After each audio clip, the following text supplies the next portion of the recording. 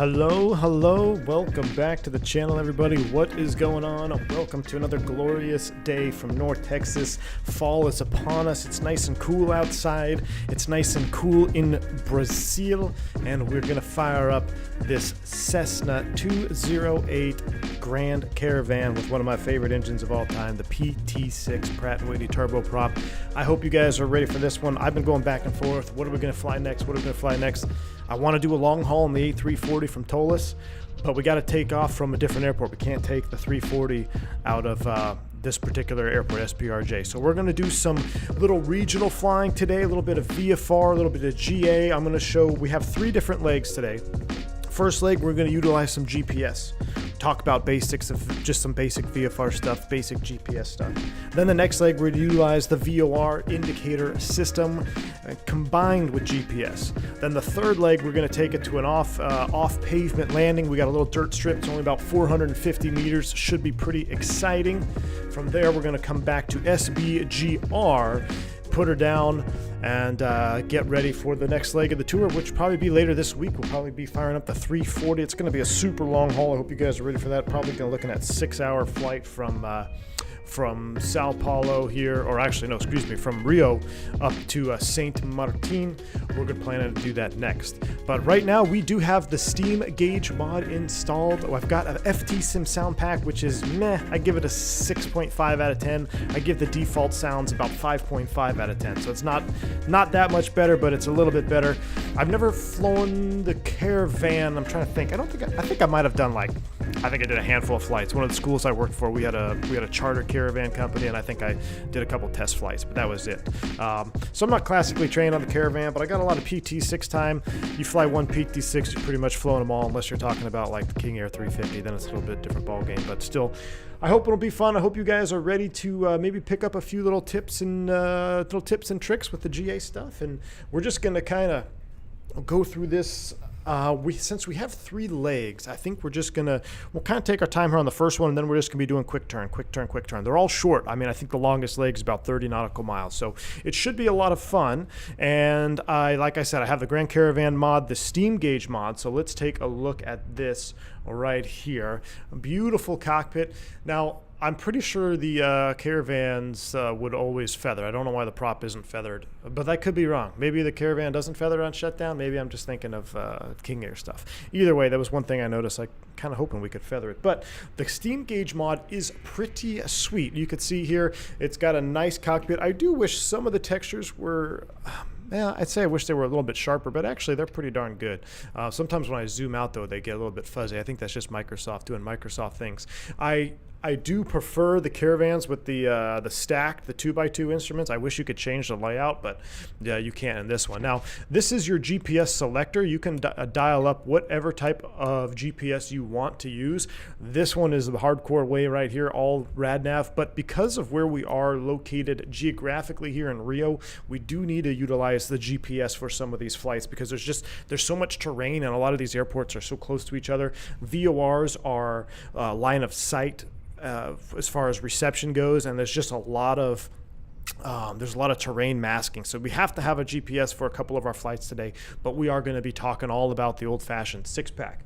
And Matt Warren, thank you for your continued support, my friend. Excited for this flight. Keep it up, V1. Thank you, Matt Warren. I appreciate that support, man. Thank you for your continued support. I hope you guys enjoy this flight today. But what we're also going to have here is, let me pull up my Sky Vector. Let's go over a little bit of a route of flight and proof of concept of what we're trying to accomplish today. Does the Caravan have any new Azobo prop physics? RC Flyer, I'm not sure, but I will tell you this. So this, why can't I'm trying to pull up my Caravan. There we go. Trying to get my Sky Vector up. So the Caravan from the steam gauge overhaul mod, they tweaked some flight physics, but they still weren't 100%. I've installed 2 additional mods. I think it was the enhancement mod, which basically makes the fuel flows a little bit more accurate and the torque a little bit more accurate. And then my good buddy Phantom 320, he had a little flight model fix in the CFG, which I think this airplane now flies extremely beautiful, but you have to tweak it a little bit. And I'm going to speak with Phantom, and I might pin the fix he did, kind of like we did for the Milviz 310R. I'm not sure sure. I think this is a developer issue. I don't know if the devs 100% understand how to implement their flight models into Microsoft, because with the few little flight model tweaks that Phantom's been able to come up with, just tweaking some text edit files in the CFG, it changes the airplane almost 100% in the way it flies and the reaction to your flight controls. So I'm going to talk to Phantom, see if we can kind of get that fix linked in the Discord, but that's pretty much what we got going for us today. So the King Air in this game needs a major overhaul. King Air pilot, I hear you, man. I've been waiting for that King Air to come out, the steam gauge overhaul. I hope it's as good as they say it's going to be, but I will be all over that when it drops. All right, so for our first flight today, guys, let's just kind of let's take this one step at a time. You're a charter pilot. You're flying 135 Caravan stuff. You're in charge of your own flight planning. So let's go ahead and take a look here. We're starting here from SPRG, which is Santos Dumont, and we're going over to this little private strip, Club, I can't pronounce that, but it's actually different in the VFR flight map on Microsoft. So there's some little database issues, but pretty much going to be the same. And in fact, I'll pull it up later, but we're going to pretty much use this one as a GPS direct, but we're going to utilize a lot of VFR on this one. We're basically going to fly to the coastline. We'll come out here. We're going to intercept the coastline, and then we're going to basically fly southwest, mostly west southwest, to eventually pick up this airport. There's a military installation here just past the airport, so if we know we hit that, we've gone too far. VFR Flying is all about picking out landmarks and making sure they're landmarks that you can actually see. You know, mountains I think are some of the worst landmarks unless it's out in the middle of nowhere, because while they may look pretty definitive on a chart like this, once you get up and you start flying, you'll realize that they're not that definitive and you could have some issues and end up getting lost. So the basics of VFR Flying is pick landmarks that you know for sure are going to stand out. So the coastline for sure is going to stand out. We're going to hit the coastline, then we're going to turn westbound, and we're also going to back it up with the GPS on this leg. From there, we're going to then basically do some more VFR. We'll depart VFR. We'll fly the coastline. We're going to pick up this VOR here. This is the Marika VOR 114.8. We'll dial this in. We'll intercept this VOR. From there, we're going to just fly a simple radial 072 to pick up a nice little airport here on the coastline. We'll pick up a few additional passengers there. From there is where it's going to get spicy. We have a 12-mile hop, very short, into a 457-foot dirt strip that's very difficult to identify. You have to look at some landmarks, and I kind of went to the airport beforehand to see exactly where it is. It's bumpy, it's not level. We're going to be landing on dirt, so we're going to talk about the inertial separator, what that does. It is modeled in this Caravan, the Black Shark Caravan. I keep saying Black Shark, but I guess it's the Just Flight Caravan mod. You guys know what I'm talking about at this point. We'll talk about that, soft field operations, dirt field operations, land, depart, and then from there, it's our last leg home to the SBGL, which is Galeo Antonio Carlos Jobim Airport, which is where we're going to wrap it up today. So that's what's on the plate. I hope you guys are enjoying this here. If you have VFR questions, just questions about flying in general, please put them in chat. This is not a very formal Airbus teaching stream. This is going to be, we're going to lay back, we're going to fire up our props, and we're just going to fly. We're only going to cruise at 120 knots, so I mean, it's we're going to have some time to sit back, relax. So I hope you guys enjoy this kind of format. Let's go ahead and get to it. Jeremy says, what's the white button on the yoke to the right? So this is... I do not know, Jeremy. Maybe a mic push to talk or something, unless it's on the black side. So AP disconnect, there's your trim. I'm not quite sure what that little hat switch is. Not quite sure what that little hat switch is there, Jeremy, unless it has something to do with manipulating vertical speeds. Maybe someone knows. I do not recall on that one. But good question off the bat, Jeremy. Sorry I couldn't answer it. No love for the Kodiak, Jeff. So look. No lie, and then we're going to start up this airplane. I went to buy the Kodiak, Jeff, and I just couldn't buy it. I went to buy it. I said, create account. I made an email. Couldn't get the email to work. Or I got the email. It's my email, but they sent me a link. The link was broken, and then I just said, you know what, screw it. I'm done. I'm done trying to buy your product. I don't know why these developers make it so hard it's like it's just FSX all over again. I wish it was a little bit simpler, but I mean, it is what it is. And don't get me started on trying to get liveries compatible with the Just Flight Caravan mod. That's another headache that just drives me nuts. But yeah, I almost had the Kodiak. Combination between it being difficult to buy and the link not working, the activation link, and it all being glass, I just said, nah, we'll just go here.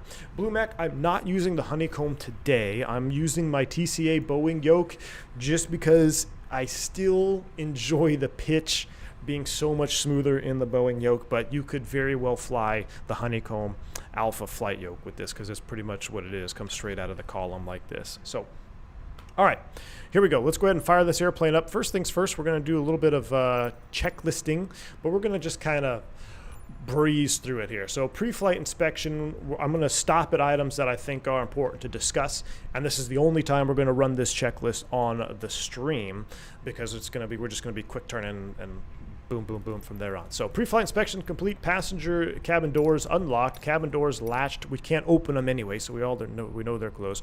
Parking brake is set. So this is your parking brake. Did press the brake pedals.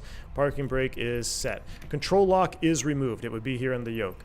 Seats and seat belts secure. Switches are all off. Ignition is in the normal position. Circuit breakers are all in. They are modeled, which is beautiful, but circuit breakers are all in. We'll go ahead and tick that item. Fuel selectors, that's up on the overhead here. Caravan's got 2 fuel tanks, left and right wing tank. They are in the on position. At this point, we want to check our oxygen pressures between 1550 and 1850 psi. That is good. Ventilation and air conditioning, which is down here. These are all your air conditioning panels and pneumatics for this airplane. Pretty much all off right now. Bleed air heat is off. Cabin mixing air with flight push, a ground pool. So basically, it's a mixing unit and how to get air into the cabin. I'm not quite sure how extensively modeled it is. I don't think it really does anything because it's just, you're not a passenger. You can't feel the cabin air anyway, so we're just going to leave it in. Power level idle. So this is your any turboprop. It's idle, forward, cut off on the fuel. So make sure when you go through, it's idle, forward, and cut off on the fuel. We can go ahead and skip through those. I mean, just get used to that because that's the habit. You're never really going to start the engine in feather. I think there's a handful of, there might be a handful of airplanes out there that you actually start them in feather. But most PT6s and every PT6 that I've ever flown, whether it be on a King Air, Beechcraft, or the Caravan here, it's always idle forward cutoff on the throttle quadrant. Fuel condition lever is in cutoff, which we already talked about. Fuel cutoff, which is down here, it's pushed in. Firewall valve pushed in. Battery switch on, enunciators, fire detect flap, and boom. So that's our initial pre-flight check is complete. Let's go ahead and before I do that, I want to do a quick fuel loading here. We're gonna take off with 50% fuel for the entire day. So we've got 82 gallons in each wing tank. We've got 180, and we have no passengers right now. We're gonna go pick up some people at our first stop. So we're leaving empty with just me and Phantom 320 in the right seat. And I should probably change. Let's make this a little bit better here. I'm actually 220 pounds.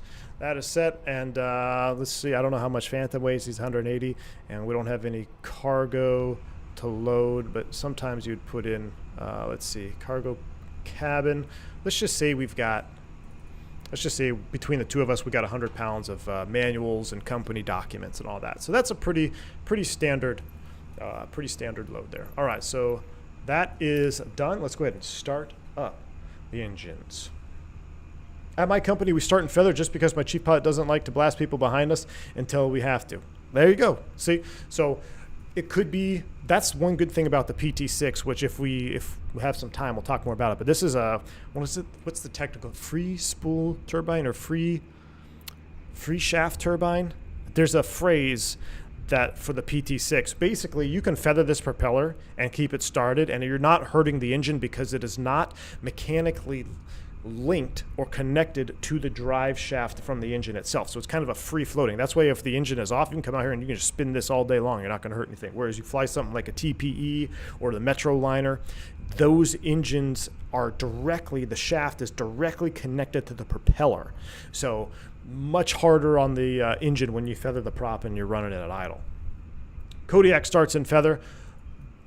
There you go. So never flown a Kodiak. Have I ever tried the Milvis PC6? I have not. All right, let's go ahead and start this up. So first things first, battery switch is going to come on. They're going to get a voltage check here, which we should have more volts than that. Battery, we've got good. Volts are within limits. We've got 26 volts. That looks good. From there, we're going to go ahead and get our nav light on, our beacon light on. We should have our no smoking seatbelt signs on as well. Parking brake is set. Avionics is off. Normal on the ignition switch here. Now you can turn ignition on, leave it in normal for start. That is set. Everything else looks good. We're going to put fuel boost into the on position. And at this point, we're going to go ahead and engage the starter. Now the startup sounds are pretty weak on this airplane, but let's go ahead and engage the starter. Ignition on. We're waiting for 12%. And then we're going to go straight into low idle. Free power turbine, thank you. That's what I was looking for. 12%, low idle on the fuel. We have light off. Percent NG is on the rise. Oil pressure's on the rise. We got an ITT rollback. That's a little bit early. Prop is on the rise. We're waiting for 52%, and then we're going to go ahead and kill the starter.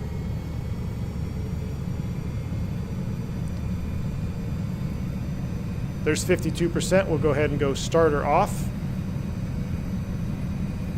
Continue to monitor the start. ITT's in limits. NG's about 58% low idle. Oil is in the green. Fuel flows are alive. Everything is looking good. All right, at that point, let's go ahead and turn the fuel boost to norm. And let's go ahead and reset the generator.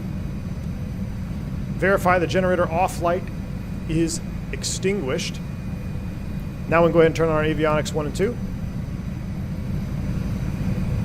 Now the wiggle I have on startup, I have this on a custom profile that I have for pretty much all my props. So right now it's just a Milviz 310 profile that I've made a Milviz 310 profile, and I'm going to pretty much link it to all my props.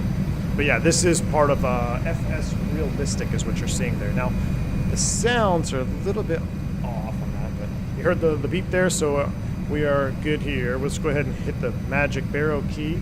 Let's come take a look at our GPS. All right, so there's a couple of different ways on the GPS here. This is the GNS 530. Big Cat, this is the FT Sim sound pack. Do the GTN 750s work? Yes, they do, and I have the free 750 as well. I'm going to bring up the VFR map here real quick. We need to zoom in because I need to figure out SBJR is the military installation. There should be a little private strip around here.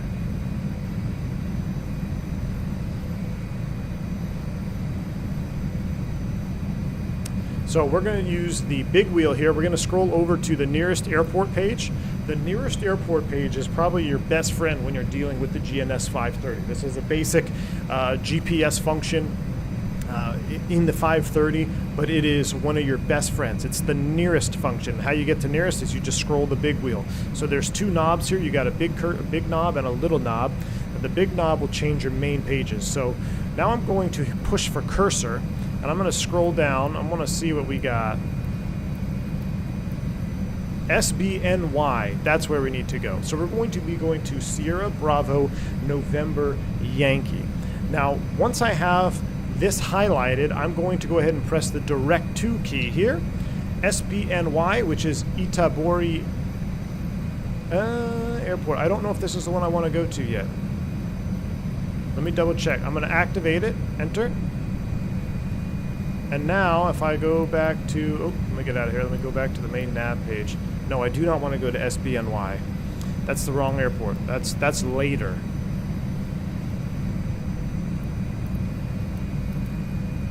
SBIX, that's where we want to go. So we hit the direct to, push for cursor, scroll to activate, enter. And now I can look at my nav page, zoom out the range. I think this is the airport. Yes, SBIX. That's the airport we want to go to. SPJR is close to SPRJ. It's way to the left. Thank you, Bruno. Yeah, I got it. So it's. Well, I was trying to find a private strip. I should have wrote it down before we took off. And if I bring up my sky vector here, you can see that it's slightly different. So SIAN is the new identifier. In Microsoft, it's SBIX. I don't know why that is, but it's right next to this airfield over here, I believe. Right? SBIX.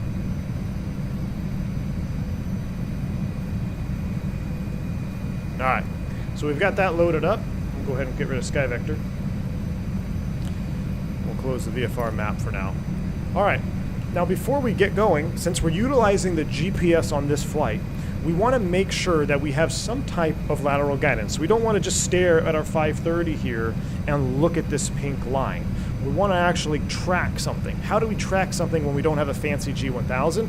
We use what's called an OBS needle. The OBS needle is this yellow needle right here in the middle of my HSI gauge, which is my horizontal situation indicator gauge. Now, right now, it is in Nav mode. I need to put it in GPS mode. I can toggle this by simply pressing this Nav GPS button here. Now, this button is for approach activate, which is a little bit more complex. We'll talk about that a little bit later. But right now, we want to make sure, since we're using GPS, we have this in GPS mode. And we also want to make sure that it correlates over here. You see we have GPS in the bottom. Now, I can change this from my 530. You see if I click here, I can see my CDI is changing the type of navigation that I want to follow, whether it be VOR localizer or GPS. So it effectively does the same thing as this button. As long as we're on GPS, we're good. Oh my goodness. Mr. Q8 Pilot has joined the chat, and he has just dropped an absolute massive membership donation. Q8 Pilot, I cannot thank you enough, my friend, guys. If you don't know Q8 Pilot, I mean, I'm sure you know him by now. He is an absolute legend when it comes to the flight sim community. If you picked up a membership from Mr. Q8 just now on a gifted sub, make sure you thank him. Q8 Pilot, welcome to the stream, my friend. I thank you so much for tuning in and your continued support. I've been watching you flying your streams. I've been watching you do some X-Plane 12. Looks absolutely awesome. I'll hopefully be an X-Plane 12 later today, maybe, depending on what happens with the tool list release. But Q8, I can't thank you enough for your continued support, my friend. Thank you for that. I appreciate you so much, man.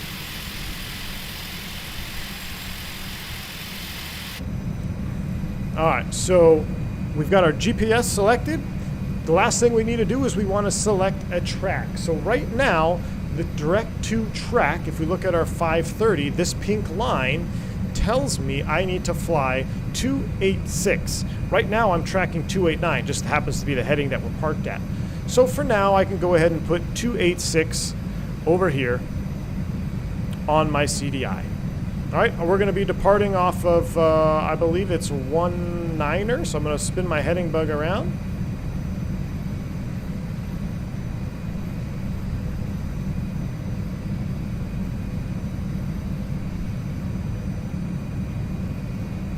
Right there for my runway heading, and that's pretty good. Now we know we're going, there's one more thing we have to change, and that is the, why would it flag me out?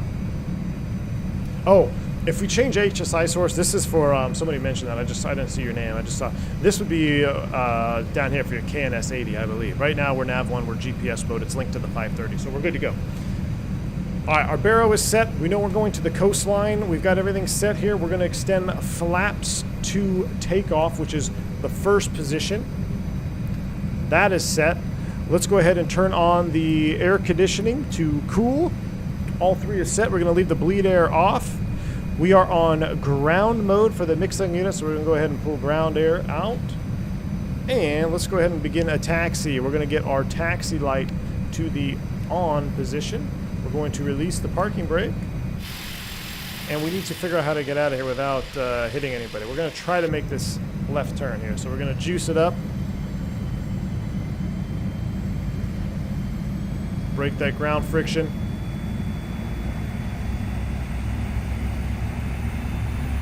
hold that left brake This is where differential braking is huge. So I'm holding the left brake, I'm adding power.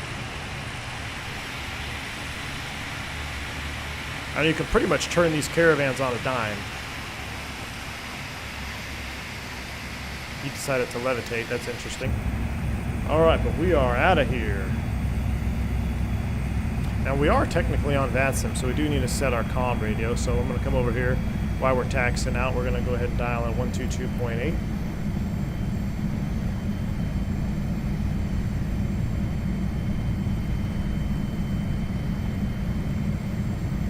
Santos to Bon traffic, November 8, 227 Papa, taxi in the runway behind the Caravan.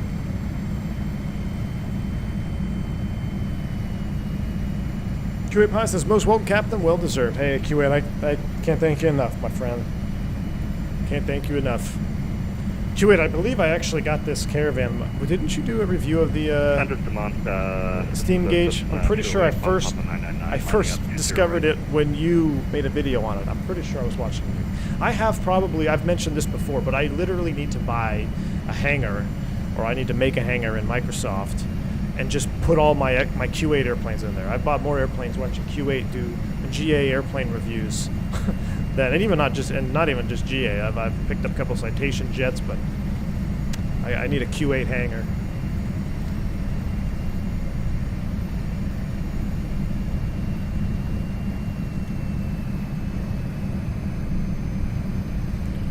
All right, we'll hold short of 2-0. We're going to reset our heading bug, and I'm going to get some lighting in here as well.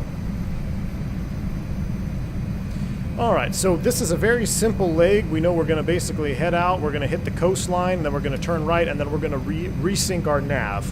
So this is runway 20, so let's go ahead and put our heading bug on 20. That's first things first. Let's get some lighting. 208 Papa 999, departing 20 right to the west. Get our lighting on here, and let's get our engine and radio stack lights on as well. Kind of hard to see them. There, set, and he's getting ready to depart. We are not going to do a run-up, but we can do a takeoff checklist. So transponder, first thing, let's go ahead and get that to 1200. 1200. I don't know why it goes to 7,000. 1200. Squawk altitude. Santos to Bon traffic, November 8227 Papa, line up and wait, runway 20. All right, we are squawking altitude. We're going to go at 3,500 feet initially. I think we should be at 4 or 5, but for scenery, we're going to go at 3.5. Landing lights, we'll get that. Inertial separator, we'll talk about that a little bit later. It's not required for this takeoff. Power lever, we're basically going to do we'll be torque limited today. So our max torque is going to be right about 19 foot-pounds. Annunciators are checked, they're all lights out. Engine instruments are all in the green. Brakes release 805 max on the ITT. I do not think we'll be ITT limited, but we'll take a look. Flaps retract at 95 knots. Everything looks good. All right, let's go ahead and release the brakes and line up and wait. So get your rest of your landing lights on, and let's roll. It's 7,000 in other areas in the U.S. and Canada. Oh, in Brazil, the code is 2,000. Thank you, Raphael. I will change that. All right, so final is clear.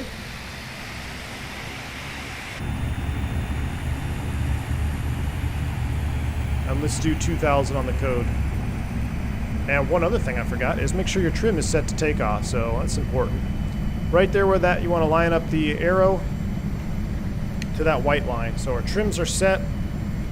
Cabin is cool. That's what that little blue light signifies over there. Thank you, Christy. I did not realize that. All right, we're climbing up to 3,500. We can basically fly a cinematic departure here. We're going to pretty much take it straight out, slight right turn, hit the coastline, turn westbound, and then we'll get our GPS resynced up, and I'll show you how to do that here. Because we're not going to, if we were to just take off, our GPS tells us to go right immediately. We're not going to do that. We're going to fly out, and I'm going to show you how to redraw the line and get yourself nice and situated. Oops, I pulled out the inertial separator. We don't need that for this departure. All right, we are low idle, flaps set, ready for takeoff. Here we go. So go ahead and, when you add power in this Caravan, get the power up. Get that prop in the green. You want to be nice and smooth. Release the brakes. And go ahead and get that power in there. Being mindful of your ITT, being mindful of your RPM. Make sure the governor takes over. Power set, about 1,900 pounds of torque, and we are rolling. ITT's in the green, engine instruments in the green, airspeed alive. Just about 75 knots, nice easy rotation, and she comes up beautifully. Super light today, nice takeoff, nice and light. About 90 knots. 95 will retract the flaps. There's 500 feet. I'm going to lower the nose a little bit now. Santos to bound traffic. November 8227 Papa, departed 20. We're going to be southwest bound down the coastline. Santos to bound. All right, there is 95 knots. We'll go ahead and retract the flaps. As the flaps come in, you'll notice the airplane has a tendency to pitch down because you're losing some lift. Counteract that with a little bit of back pressure and a little bit of nose up trim. About 100 knots. All right, we're through 1,000 feet. Let's go ahead and bring our power back. First things first, I'm going to come here to my engine views. I'm going to bring my power back to about 1850, and I'm going to bring that prop back just a little bit, about 1900 RPM. Nice stable climb here. Let's look at that. If you haven't smashed the like button already, smash the like button for Rio de Janeiro. What a beautiful, absolutely beautiful place to be, to visit, to live. I need to get down here. I believe Christ, what is it? Let's go over here. Let's go. We're going to go see the monument. I'm drawing a blank on the monument name, but it's basically Jesus Christ on the cross. We'll do a little scenic tour here. Now, as you climb in altitude, your torque's going to drop off a little bit. Just keep it at your climb power setting. So you may add a little bit of torque as you continue to climb out.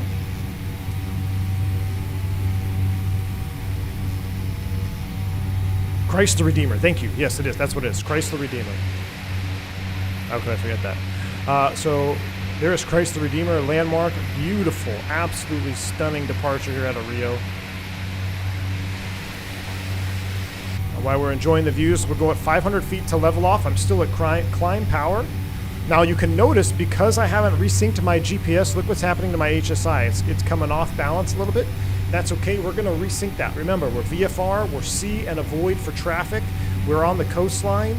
We're just flying the airplane. We're having fun. That's what makes GA fun. You don't have to be following airways right now. You are literally just enjoying the freedoms of flight. As we get to our cruise altitude here, go ahead and get that nose down. Get some forward trim in there. Don't bring your power back just yet. Let the airspeed build up a little bit, about 120 knots. Now let's go ahead and set a nice calm power setting. I'm going to go in about 1500 RPM, and I'm going to bring the prop back to about 1600, 1650. At this point, because I'm single pilot and I want to look at scenery, I'm going to go ahead and engage the autopilot in altitude hold mode. 3,500. Autopilot is engaged. And we're just going to keep flying this particular heading, and we're going to look at some landmarks here before we resync our GPS. Look at that. This is absolutely gorgeous. Rob H, I agree. It's a nice change of pace here. Now, what's going to happen since we're not going above 10,000 feet, what do we do with our landing lights? Now, that can be company specific, but generally speaking, once you get to cruise, I'm going to just go ahead and turn off those lights. I'm going to leave the seatbelt sign on and the no smoking sign on. Ooh, we should have had the strobe on for departure as well. All right, let's do some more airplane things here. We're about 50 feet off our altitude. That's all right. Let's go ahead and sync up our heading bug first. So let's use all the tools available. Now, I'm going to be moving my needles and stuff with my Bravo. So that's why you don't see any clicking, but there we go. I got heading. I'm going to go ahead and put the autopilot into heading mode now. So now we're tracking a heading. We know we're going to the coastline. So I'm going to turn down the sounds just a tad too. So that's the only thing with these sounds. I wish that they were a little bit more dynamic. It still feels like I'm inside. Or it still feels like sounds like I got a window open or something, doesn't it? A little bit of chop here. Coming around the terrain. I don't need autopilot. I trim my airplane properly. I know, but you're not reading chat and hot mic and flying. We got a hot mic on. Turn V-pilot down. All right. So if you look at our CDI, which is the course deviation indicator within our HSI, our heading situation, HSI, horizontal, no, heading. Oh my gosh. Heading situation indicator, I think that's the HSI. So the instrument is the HSI. The needle within the HSI is the CDI. Our course is deviating to the right, and if you look at our 530 GPS, you could see why. This is our course line. This is our course line. Here's our aircraft. It's a left of course. So to properly navigate to, we could do one of two things. We can either turn the airplane right and re-intercept, or we can do what's called redrawing the line or giving yourself a new direct to. So very simple with the 530, we already did direct to once. Let's just go ahead and hit the direct to button again. That's exactly where I want to go. Push for cursor, use the big knob, scroll to activate, enter. Now we've redrawn the line, and now so it's nice and straight. So I'm going to go ahead and put the aircraft on, get it started in the right direction, and now we're going to hit the nav mode. With nav mode activated, now it's going to actively track this GPS course. Now you can see it's a little bit aggressive in nav mode, and that can be dependent on airplane, like depending on which airplane you have, how the autopilot is rigged. In my experience, some of these older airplanes, whether it be Beech 99s or like some old King Airs, the nav mode, in nav mode, the airplane was a little bit aggressive. So what I would tend to do, and what some guys would do as well, is they would just keep the CDI in nav mode, but they would fly the airplane in heading mode. That way it doesn't have a tendency to hunt back and forth. You see how we made that aggressive right turn? And now as this course comes center, it's going to make a course adjustment back to the left. And depending on the airplane, you could start doing what we call S-turning across the course, and it's uncomfortable for your passengers. No one really likes it, so that's why we would typically keep it in heading mode. That way you control the roll that's happening at all times. All right, so yeah, it's basically an LNAV. Horizontal situation indicator. Thank you. I've drawn blanks on some of the most basic terminology here for some reason, but thank you, appreciate it. We're navin', exactly, Stephen Hayner. So we're navin'. We're a little bit high. Let's make an altitude adjustment. So right now we're at 36. I want to go to 35. So using this old school autopilot, which is one of my favorites, it's very simple. Dial in the altitude you want to be at. I want to be at 35. Now press the down key. Or I'm sorry, press the altitude key first. Brings up feet per minute. I want to go down 1. So we have nav alt. I'm doing vertical speed 100 feet per minute. I'm going to do vertical speed. I want to let me do more. Oh, because I think it's already there. Oh, you know what? We need to set the baro in the altimeter, which is 29990, which is in, that's pretty close to 1013, right? Let's do 1011. So you have an altimeter in your autopilot as well, so you want to make sure they're synced up. So it's 29990, and we've got it synced up here now. So now it's coming down, because if your altitude is not the same in your autopilot box as it is in the altimeter window, in your Colesman window here, this is what this window is called, the Colesman window, your autopilot will fly at different altitude than you want it to. So you want to make sure your baros are set correctly between the two there. All right, you can see we're in nav mode. We're tracking 2. Everything is looking good. We're just enjoying the views at this point. Hold baro to change the inches. Oh. If I hold it, beautiful. 29087. I believe it's actually 29090 is what we have set, right? Yeah, 290, it's almost standard pressure, 29091, 29092. So that is set, thank you. So you can hold that to change. Nice, nifty little tip. All right, we're cruising along. We're doing 140 knots. We don't need to be ripping that fast. Let's go ahead and bring some power back, save a little bit of gas. Remember, we're leisure VFR flying. I'm gonna come back to about 1400 on the torque. This is your power lever. This is your prop lever. We're doing 1750 on the prop. I can even bring the prop back a little bit more. Let's go ahead and bring it back to 1700. A little bit more of an economy cruise. Now we're doing a little bit of more economy. Now, one thing that's nice to note, and I didn't see this model before, but it is, whenever you are powering down a turboprop, this is a big tip, so make sure you pay attention. Whenever you are powering down or powering up, there is a sequence in which you're supposed to move your power lever and your prop lever.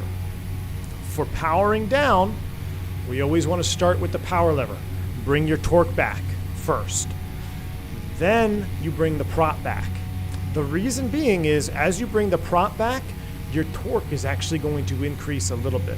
So if you were to bring the prop back first, and let's say you were right at your torque limit, you're now going to inadvertently over-torque your engine. So powering down, you go left to right. Power, then prop. Powering up, or gaining power, increasing power, is the opposite. We're going to do prop first and then torque. All right, quick little flight here. We are only 8 miles from the airport. We want to be 1,000 feet, which is traffic pattern altitude. We're only 3 minutes away. We need to lose 2,000 feet, but it's at 1,500. So let's go ahead and set 1,000 feet here in the autopilot window. I'm going to set 1,000. And I'm going to go altitude, and I'm going to go ahead and start my vertical speed. I want to do 1,000 feet per minute. As the airplane noses over, go ahead and bring back a little bit of torque, because if you don't, it must be go home day, because that means you're trying to get max speed out. But we're not trying to go for max speed right now. We're just trying to take a nice, easy approach in there. So I'm going to bring the torque back to reduce my speed in the descent. Now, in this particular airplane, you could go ahead and leave your torque in, see how fast you can get it to go. I used to do that on go home day in certain light G airplanes when you want to get how fast can you get it. Well, you put it in the vertical speed of 1,500, 2,000 feet a minute and leave your cruise power in there and watch that airspeed climb. But you got to have the distance to do that. We're already kind of tight. We're only about 6 miles from the airport.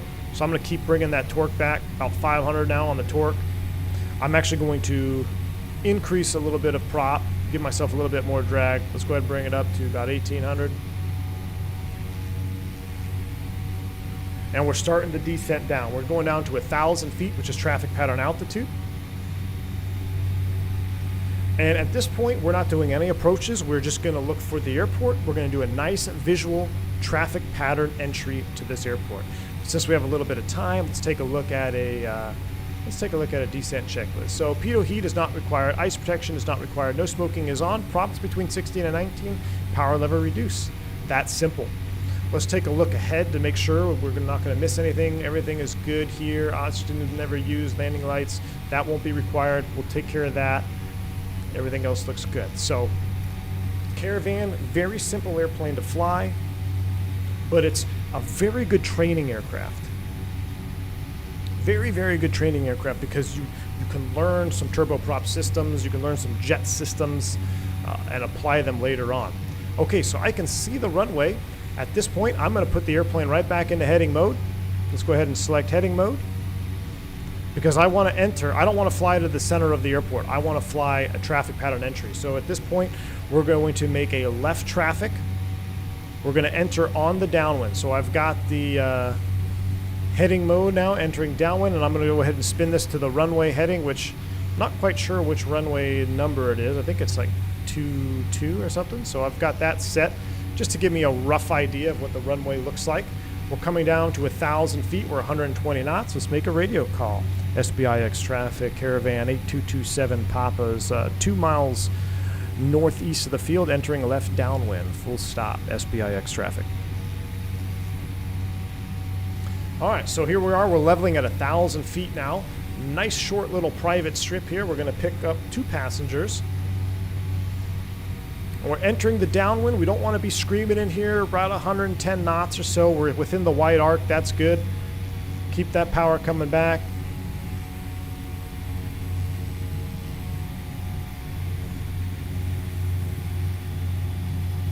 And we'll go ahead and extend our first notch of flaps. Now, with the autopilot on and altitude hold mode, that trim is going to run a lot. It's going to really struggle to maintain level. But what it's going to do is it's also going to require you to add power. Now, this is perfect distance here in the Caravan. About half runway, or about a third of the wing strut here, is where you want to be as far as distance. At this point, we'll go ahead and disconnect the autopilot.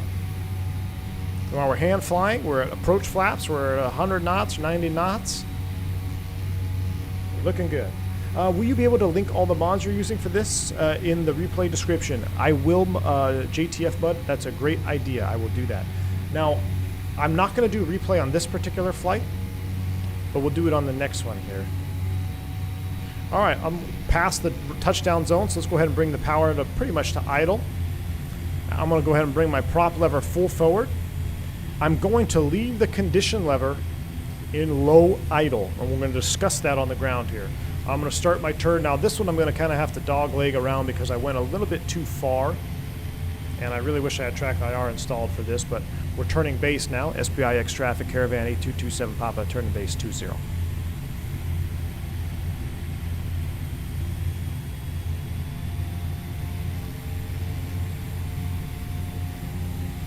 Let's go ahead and extend our second notch of flaps.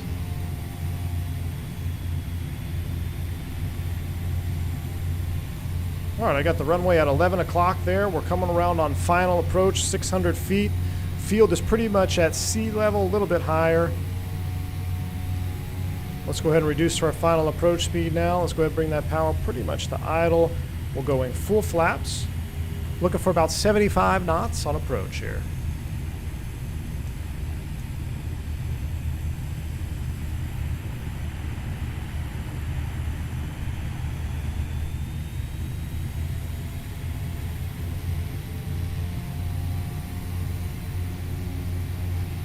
Now these high wing Caravans, they do tend to float a little bit, so you just got to kind of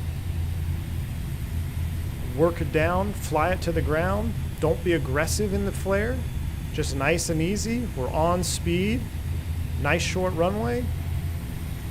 Runway 19er, or 13, correction. Doesn't look like 13. Powered idle. Let her come down. Traffic, that's Papa 999, 2 miles final.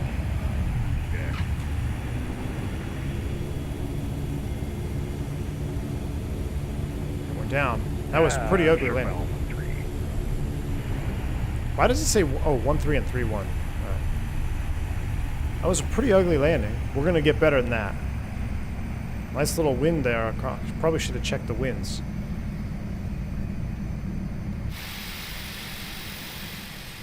All right, we're actually gonna park in the grass here.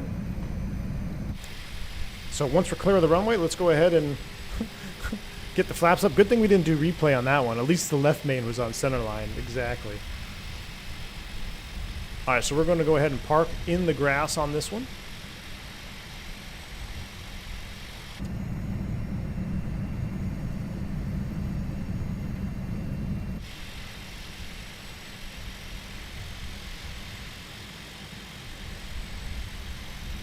Right about there. Let's go ahead and set the parking brake.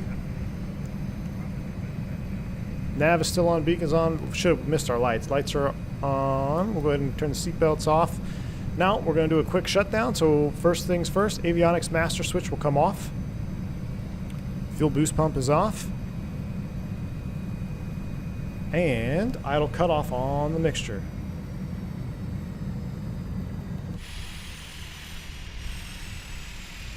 And we got another Caravan joining the flight.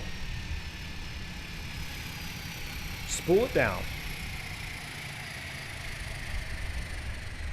All right, now this was definitely kind of a fire hose stream. So that's off, everything's off. Let's go battery off.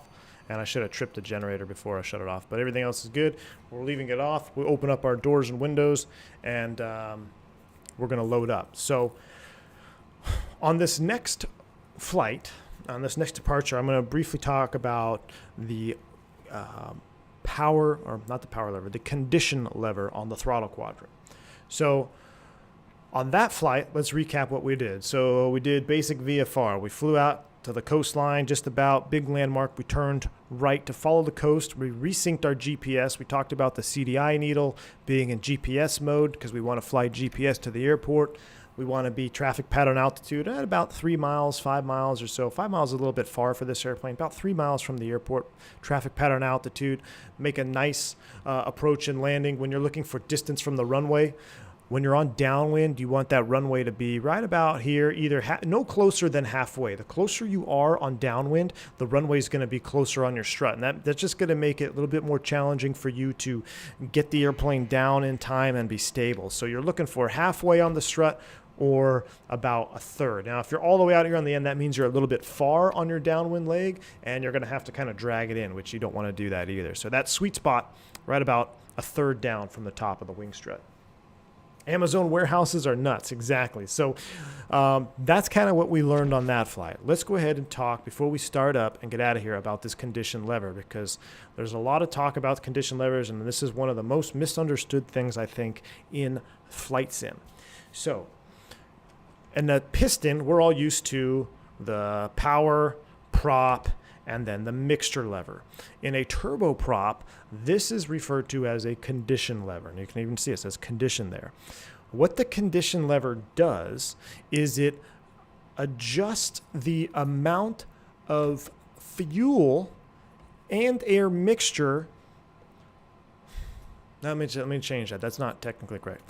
Basically, what the condition lever does, it will adjust the amount of fuel going to the engine, which will adjust the output of the engine. Now, there's two notches on most every PT6 that you see is either a low idle and then there is a high idle. High idle is exactly what you would imagine. It is a high idle. So I believe with the 650, it's at like 64% or so per thrust at high idle. Low idle is, I think, about 5% less. Someone can correct me on the numbers, about 60% or so. The difference, or the biggest part that you need to understand is high idle is not used all the time. In fact, low idle is going to be used more often than not. These airplanes have a lot of power already. You don't need to be riding the brakes in high idle at a higher idle speed with more power when you don't need it, i.e. the low idle. Now, when it comes to stopping, there's a couple different ways you can look at it, but the most common way when you talk about stopping and landing, when you land this airplane, we bring it into reverse thrust range, right? Once we are in the reverse thrust range, the idle speed that you have set is going to basically be your limit on the reverse when you go to idle. So the idle reverse, if you're in low idle, you're going to get a low amount of reverse. If you're in high idle, when you go into reverse, you're going to have the maximum reverse thrust available. So you would actually be able to stop quicker. So when you would want to use high idle is landing on a very short runway, or maybe you have a density altitude problem, or you have a performance issue where you're going to need a maximum stopping distance, so you're going to want to be in high idle. Most ground operations and most normal flights, the condition lever is going to stay in low idle. If you're high and fast, you're trying to descend down to be stable. If your power is at idle, why do you want it idling at 64, 65% when you could have it idling at 59 or 60%? Again, low idle is going to be your friend there when you're trying to come down, trying to descend faster. This is going to be particularly important when we do our next flight after this one. But I just wanted to talk about that here on the ground. So let's go ahead and get everything reset up here. I had the alert box muted because of all those wonderful, wonderful donos that we got from Mr. Q8 Pilot. But C208, I see your $3 super chat there, or your $3 dono there. He says, if you could do us all a favor and drop down as low as possible, we pass over the beach. That would be great. Brazilian women are some of the most beautiful in the world. Stunning mountain views. C208, we're going to do just that on our next flight. So, all right, let's go ahead and fire this airplane up a second time. First things first, though, let's adjust our fuel and payload. We're going to pick up 2 additional passengers here. We're going to do passenger 3. It's going to be 110 pounds, and passenger 4 is going to be 155 pounds. I'm just making these arbitrary numbers up. They don't have a lot of cargo, but in cargo pod 1, we're just going to add about 75 pounds of cargo. All right, so we picked up 2 people, a little bit of cargo. Our fuel is fine. We left with 50% fuel. I don't know why it's not really coming down, but that works for me. All right. Payloading is done. Let's go ahead and start up the airplane, and then we're going to look at our route of flight. We're going to be using Vor Navigation for this. So battery switch is coming on. Beacon light and nav light is on. Some people leave the beacon on even at shutdown. That way when you power up, your beacon starts flashing. But that's going to be an SOP thing. Most commonly, you're always going to leave your nav light on, because when there's power to the airplane, you want the nav lights on. So nav lights on. We are going to start, however, though, so let's go ahead and get our beacon on. We do have proper voltages. Let's do our console check. Idle, forward, and cutoff on the fuel. We never shut our fuel selectors off. Everything else looks good there. Let's go ahead and put our fuel boost into the on position. Check our prop. We are clear prop, and engage the starter. Starter is engaging. We got NG on the rise. Looking for 12%, and we're going to go straight to the low idle position. There is 12. Fuel to low idle. ITT, we have light off. Prop is on the rise. Fuel flows are coming up. Oil is coming up.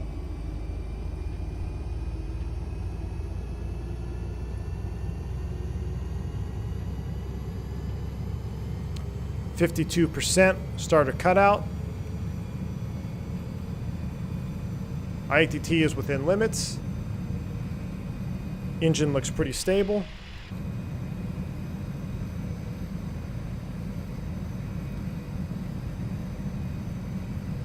And we'll go fuel boost to norm. Reset and on the generator. Avionics 1 and 2 are coming online. While that boots up, let's take a quick look at our SkyVector's flight plan and what we're going to be naving to our next destination. Does the temperature carry over? Engine start right after landing? That's a great question, Stubbo242. I do not know if that's simulated. We'll have to take a look at our oil temps on the next one. I don't think so. Unfortunately, I don't think that's modeled. But that's a good point. Some of the high fidelity add-ons like the Cessna 310, 414, that is definitely modeled. Okay, so our next route of flight, we're going from SBIX, and we're going to nav to Marisha VOR, which is 114.8. So we're going to be using our 530 in conjunction with VOR navigation. So we need to change our Nav1 radio. In this configuration here, Nav1 is on your 530, Nav2 is over here on your Bendix King navigation radio. So we're going to change this, we need to highlight the VOR. So how we do that is we're going to go ahead and push the cursor button in, or push CV, which is COM or VOR frequency. That's why it says CV there. We want to change the VOR frequency to 114.8. Now, active is in white, so I need to flip this to the top. So we're going to hit this little, see this double arrow here?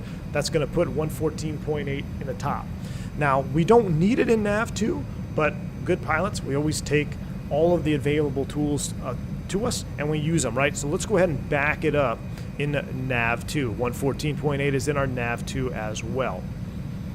All right, now we're going to come over to this view and let's also put in a little mini flight plan. So we're going to go menu. Actually, no, we're going to go flight plan, and we're going to go. Let's do it. We're going to go flight plan, and we're going to go clear. All right, we're going to go to. Oh, well, you guys can't see because the SkyVector's in the way. I'm going to pull it up here as well for me. I can't see. The VOR is MIA. So we can look for Mike India Alpha.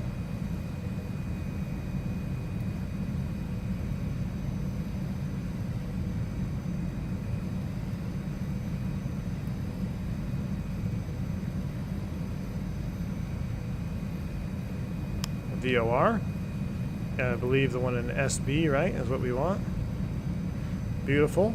And then from there, our destination airport is going to be SBMI, which I hope is the same in Microsoft. Hold on.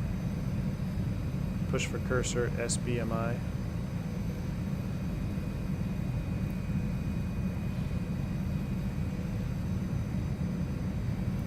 Miami or Manila, exactly.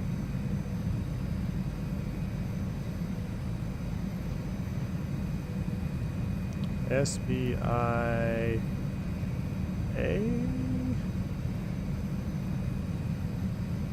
I don't know if, is that correct? That's not correct. It's something different in Microsoft, but that's okay. We're just going to leave it like that for now. We're going to use VHF nav, which is here. So let's go ahead and change our CDI to be a VLOC because we want to track VLOC. Now you see here, we're not picking up anything. We're flagged out in nav mode. That is normal. So unfortunately, what we have to do is we're going to basically take off VFR. We're going to get to an altitude of where we have reception, and then hopefully we'll be able to pick up the VOR and track it. Looking at my SkyVector here, I know if we take off from this airport, we basically need to fly pretty much runway heading 130. Let's make it 150 on the heading. That way we'll be slightly to the right, get out over the water, and we should be able to pick up that VOR, and then we're going to nav directly to it. Now, we could theoretically use our GPS, but that's no fun, right? And in fact, let's go ahead and do this. Since they make it easy to switch, let's do this. 122.8, 114.8. So now we've got no GPS. We know we got to pick up 114.8. We need to see and avoid clouds. We're going to fly heading 150 and try to intercept a little bit longer flight. Let's go up to our cruise altitude of, let's make it 4,500 feet. Actually, we're going eastbound. Let's make it 3,500 feet. We're still squawking altitude, which I should have turned that off, but that's fine. Let's hit the magic V key for baro. Our new baro is 2988. And let's come here. Baro 2988 is set. All right. SPIX traffic, Caravan 8227 Papa, going to back taxi 31. Papa 999, back taxi to 13.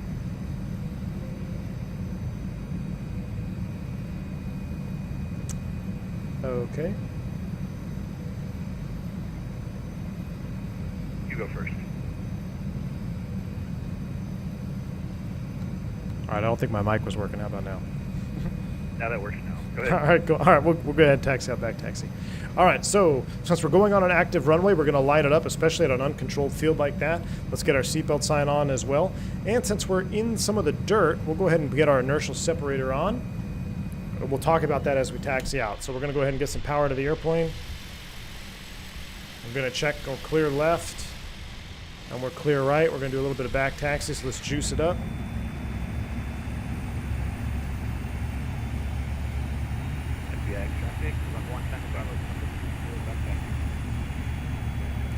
A little bit of back pressure here. Oh, we no longer need Sky Vector. Let's go ahead and get that off the screen. We're going to extend takeoff flaps. We're on pavement now. We'll go ahead and close the inertial separator. So the inertial separator, we're going to talk about this more on the next flight. But what it does, and sometimes they're referred to as ice veins on the King Air or the Beechcraft, the inertial separator redirects the intake air from the engine to prevent foreign object ingestion to the motor. So especially useful in heavy rains or contaminated surfaces. Now I don't know in particular to the Caravan if it's used all the time.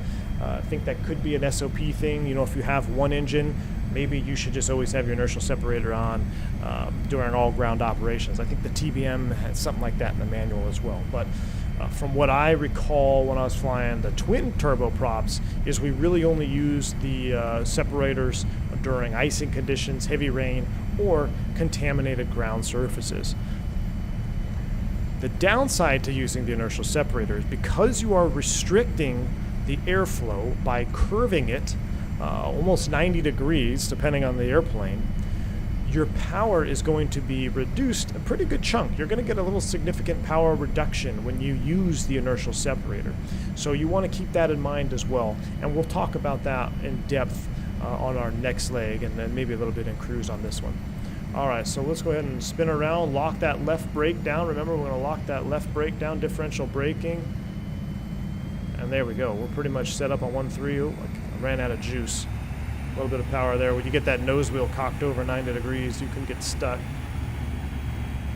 SPIX traffic, Caravan 8227 Papa departing 1.3 out, straight out departure. All right, let's make sure everything else is on. Everything is on. Generators are on. Air conditioning is on. We're low idle. Beautiful. Let's go ahead and remember, same thing as before. Get that condition lever or that power lever up. Nice change in pitch. Release the brakes. Monitor your ITT and your torque limits. Right rudder, right rudder. We're definitely torque limited, so there we go. We're at max takeoff torque. Airspeed's alive. We'll rotate. Clear those trees. tree straight up. Look, immediately after takeoff, we got a little bit of altitude. We could see we've already picked up the VOR. But let's go ahead and continue with our planned route. We want to go towards the coastline a little bit. We want to take a look at some of those beaches, right? About 75 knots, 95, let's see, we're actually 90 knots. 95 knots, we'll retract the flaps. Little flaps are coming up. Counteract that, a little bit of back pressure, a little bit of aft trim. And I'm going to correct my heading. Let's make it about a heading of 180. Let's go a little bit more to the south. Let's pick up that coastline. Out of 1,000 feet now, let's go ahead and a little bit of forward trim. We're going to set for our climb out speed. And we'll go ahead and bring that power back. Remember, we're powering down, so power first. I'm going to come back about 1,800 and bringing that prop back now, about 1,750 RPM.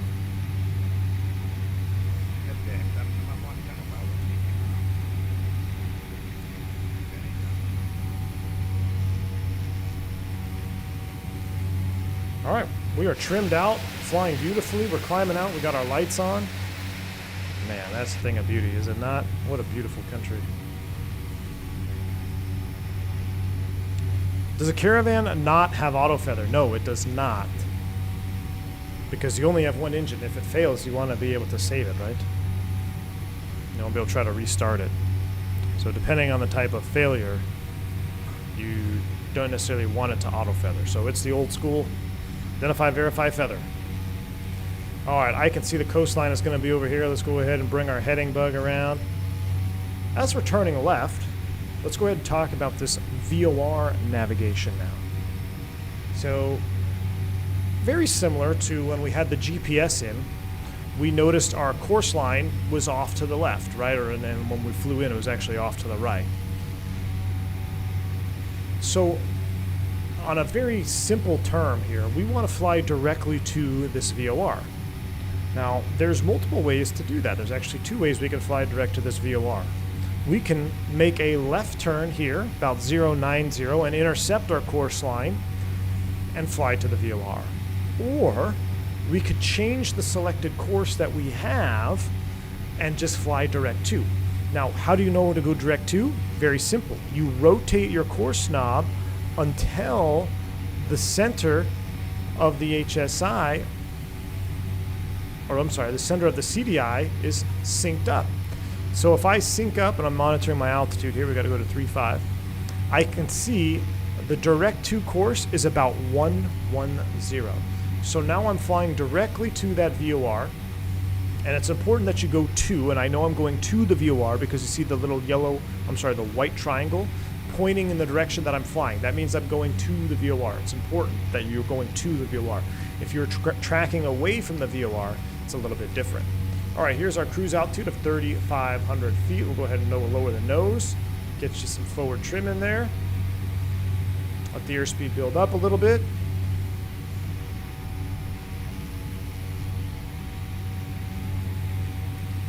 Bring that power back now, nice cruise power. Let's go right to about 1,600 on the torque.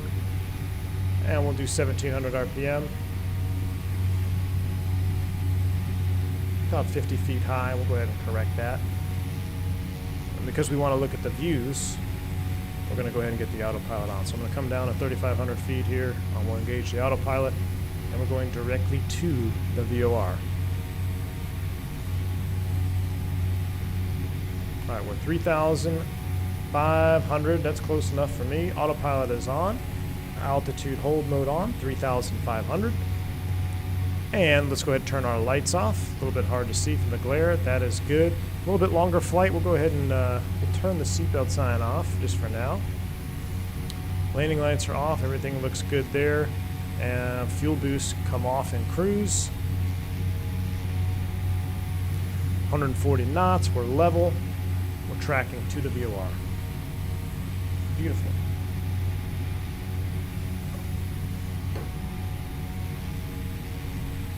See, I wish the sound set was more... The FT Sim Pack doesn't really have that 3D sound fading, unfortunately. Brenna Gomez says, it's really good to see you're flying in Rio. That's very nostalgic because it's my hometown and I built most of my aeros flying there. Oh, that is amazing. I can't imagine doing any flight training or any flying out here in in real, because the views out here are just so stunning that it's kind of blows my mind. It really does. So I can see some clouds up ahead. We do need to avoid clouds. Let's come down to 2,500. Let's fly a little bit lower. We get a little bit more scenery, right? Let's make it 3,000. You should be at an altitude plus 500. But since we're just messing around, we're gonna do it at no 500 on this one. So we're gonna come down 500. Now I also want to avoid flying into the mountains here, so I'm gonna go into heading mode again. And I'm gonna just steer the airplane in heading mode. I'm gonna stay out along the coastline. As I descend here a little bit and get behind these mountains, we could lose signal from the VOR and it could flag out again. So we're descending away from those clouds. We're gonna turn right in heading mode, and we're gonna enjoy some of the views. We're going down to 3,000 feet. We got one passenger to pick up. Well, then we're going into our dirt strip, but man, that's beautiful. Hemispherical rule does not apply 3,000 and under. Okay, so we're right at the limit then, right? 3,000? Perfect. Are marker beacons still being used these days? Very, very rare, Jeff. I haven't seen... Whenever I see an airport that has a marker beacon on the approach, I'll turn on my marker audio to see if I pick it up. But pretty much in the US, when they are decommissioned, they're leaving them off. They're not fixing them. So, all right, as we're cruising here, let's look at our flight plan, because we're not going to use GPS to find the airport. We're actually going to use the VOR. So we're going to track to the station. After we hit the station, we need to fly 072 degrees. So if we come down here, we know we're going to need to fly 072, which should be off our left. That makes sense when we look at our chart. So we know we're basically going the right way. And it's always good to keep track of where you are when you're doing pure VFR like this with along the water.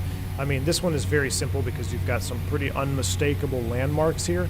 But if you were flying, say, somewhere that didn't have these massive historical landmarks to follow, you want to make sure you are constantly checking where you are, checking your map. I could use the VFR map, but that's kind of cheating mode. This is pure VFR, no GPS, no VFR map where I can see my position. I have a map here. You would have this in real life. You'd have your own little nav chart on your lap, and you'd be periodically looking out the window, looking where you are here. And we know in this case, it's pretty nice because we have a VFR to track too. So, but you always want to be backed up. What happens if the VFR goes out of service or something? You lose signal. You still need to be able to find the airport without any type of navigation on this particular flight. But right now, I know we're getting ready to go past these peaks, right? So we're probably right about here somewhere. Go ahead and turn Sky Vector back off. Reminds you of PPO cross-country flying? Yep. Dead reckoning, exactly. And that's something that, as an instructor and an examiner that I've seen too, it's like there's so many tools available to help us in flying these days that some of the old methods, just the dead reckoning, even ADF and VOR nav is really kind of being pushed aside when you look at all the modern technology that we have now with GPS and RNAV, and I know who just said that with their phone is a GPS exactly, you know. But being able to refurbish, rehone some of these old, very basic airmanship skills is always good. It's always beneficial because you never know. You never know when that one time something might just go, your fancy Cirrus, all your glass will disappear, all your nav will disappear, and you're just up there with a parachute and a center stick airplane. How are you going to find your way back? So being able to polish up some of your dead reckoning skills is never a bad thing. Tyson, what's going on, man? Welcome. Sorry about the Broncos last time, man. I was pulling for you guys. We did not ride with Russell, unfortunately. You just did a solo cross-country yesterday? Awesome, Jeremy Wings.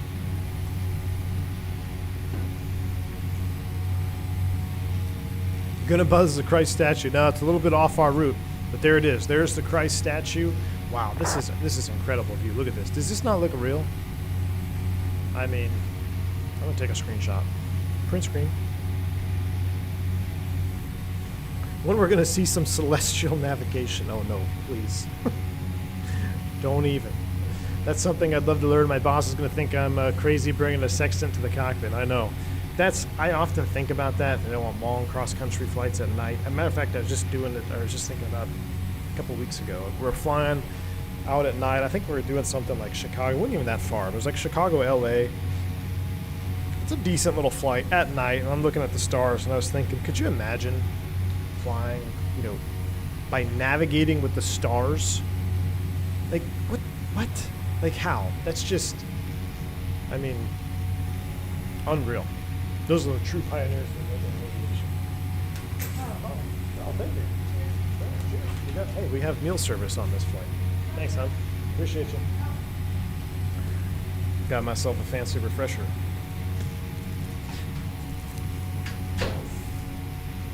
Gotta love it.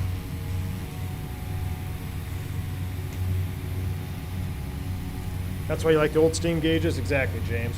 And with all of the modern tech that we have right now, it's honestly refreshing to get back in and just fly like this, because people don't really do it anymore, especially in sim world. I'm not saying a lot, but I think the majority of content creation, content creators, and the audience wants to see two-blinders, right? Because that's what a lot of us relate to, is when we fly on a commercial jet, right? So that's what drives a lot of the content.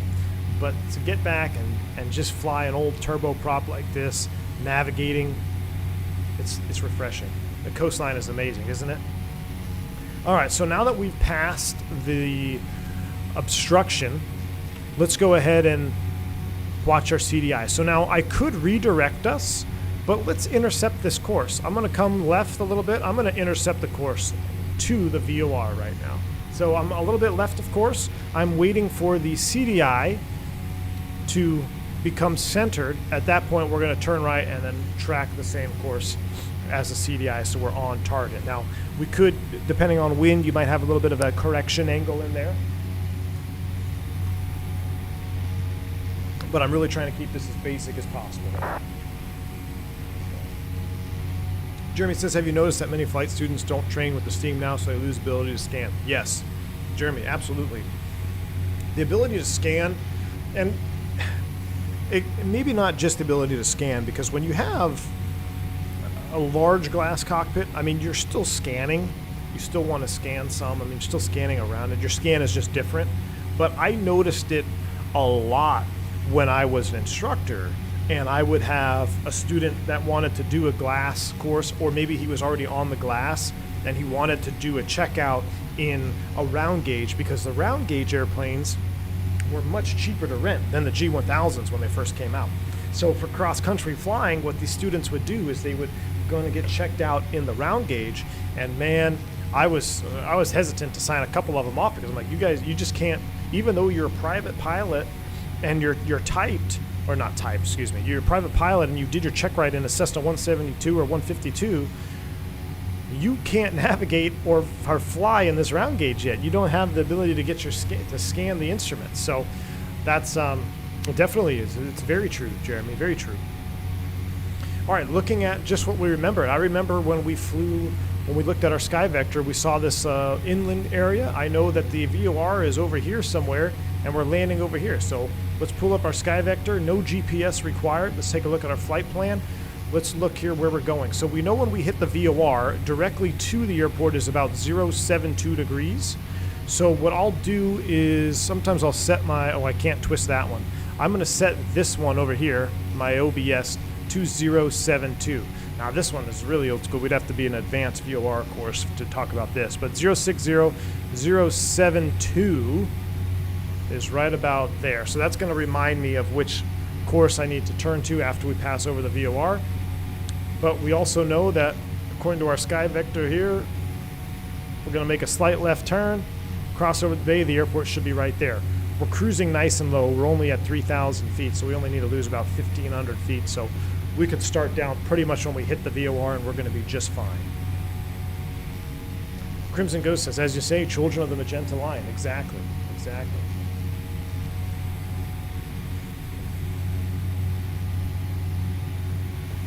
Do you have any anecdote with the wind shear? What do you mean? You're talking about like in a caravan?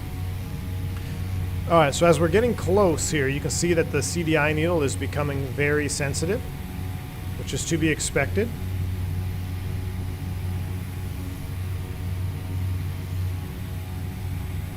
Just beautiful. Look, pretty calm day out here too.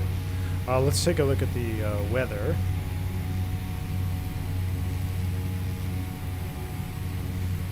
We're going to, I'm not even sure what it is. Let's just say SDMC, no METAR. Probably none of these, there's probably no METARs at any of these, huh? We'd have to tune the minute weather. Alright, that's fine. It could overfly, but we're going to be alright. We don't need to overfly. Alright, let's go ahead and we're getting close to the VOR. And I can tell that not because I'm looking at any mileage, which we could put it in the DME, and it's actually right here. Here's our DME 2.9. But I know we're getting close just because I remember the landmark. And in fact, I can even see the runway over there. Look at that. There's the runway. Well, let's continue flying till we cross over the station. We're going to wait for the to from flip. I'm also going to start down to 1,000 feet. So I've set 1,000 here. I'm going to press altitude. I'm going to increase vertical speed to 1,000 feet per minute. I'm also going to power down, right? So we're going to bring the torque back first. Let's bring it back to about 500. And I'm going to bump the prop up to about 1,700 there. It fell off a little bit. All right, we're getting ready to track over the VOR. So I'm just going to set my heading and forget it. You're going to see the airplane's going to enter what's called the cone of confusion. You're going to see the CDI needle displace all the way out, and then this to from arrow is going to flip. After it flips, we need to fly 072. We're going to respin the needle and we'll intercept it. I'm going to bring back more power. There's our cone of confusion. We're flagged out. That means we're directly over the top of the VOR. We've just crossed over the top. Let's dial in 072 and let's immediately start the turn. Now, since we flew over the VOR to intercept 072, it's going to be pretty tight. So I'm going to just go ahead and set up an intercept course right on the top of that deflection right there, about 030. And on the descent, let's go ahead and get all of our lights on. Now, I know the runway's out there and we're going to land on it, but I want to track this VOR inbound. We're getting ready to level off, about 300 feet to level off. I'm just going to go ahead and bring the torque all the way back to idle. You can see my CDI needle is coming in here, so be on it. We're close to the VOR. And you can see even with that turn, with the autopilot turn, it's just enough to make it. And we got the runway at 12 o'clock. Beautiful. At this point, let's go ahead and set up for landing. Autopilot is disengaged. Let's bring that prop up. Power is at idle. Let's watch this landing. I actually want to watch the replay on this one. Let's see if I can get flight recorder up in time.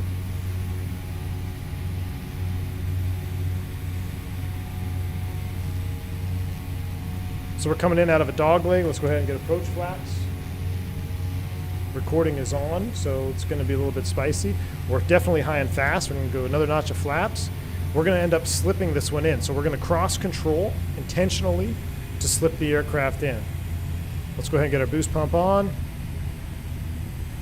All right, so we'll do a little bit of a slip, a little bit of a forward slip here, a little bit of left rudder, a little bit of right aileron. Watch my vertical speed. Look how it's increasing, but my airspeed is staying rock steady. That's a good old-fashioned trick there in the GA airplanes. You can really come down and slow down nice and easy. Look at that. We're stable. We're on final now. Let's go ahead and work that slip out, get that rudder back in, get coordinated. We don't have to worry about landing gear. Flaps are config full. Let's go ahead and slow down about 75 knots.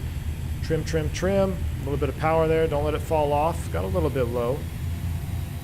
Let's see if we can actually land on the center line this time.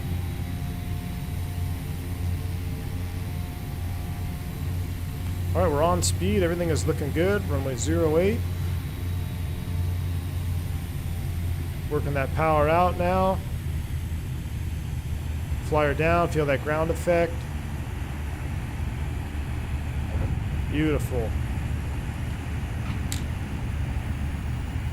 Engage that reverse thrust. Just letting her slow down. A little bit more.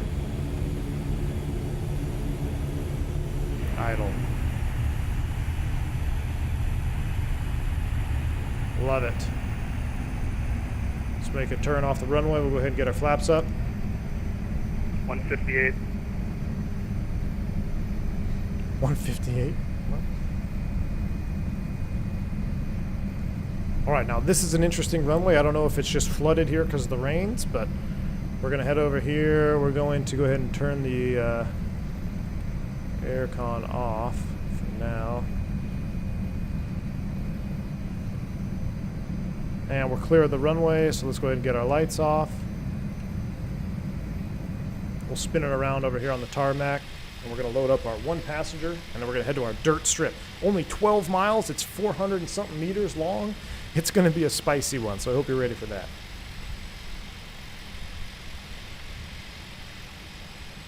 Remember, differential braking is huge in the Caravan. Get that nose wheel to free caster. You got to break it loose. Just be mindful of your inertia. If you break it loose and you go 90 degrees and you stop, it can lock in on you. There we go. I'm not sure what kind of markings we have over here on this ramp. It's like nothing I've ever seen before, so we're just going to park right here. All right, let's go ahead and set the brake. And I'm going to go ahead and turn off the air conditioning for now because we've had it blasting this whole flight. Everything else is good. All right, so avionics off. Fuel boost pump is off. Technically, I can't remember if you tripped the generator in the Caravan or not before shutdown.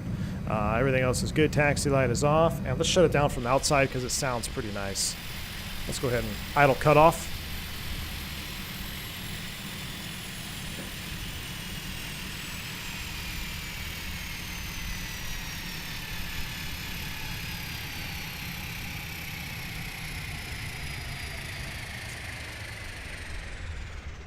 You want to see me side slip the 320. Oh, geez.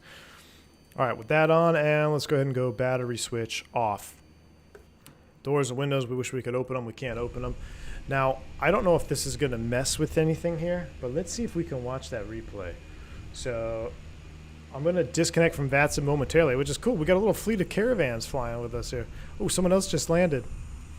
Is he going to make the turnoff, or do you float it out? Brakes, brakes. Ooh, nice drift.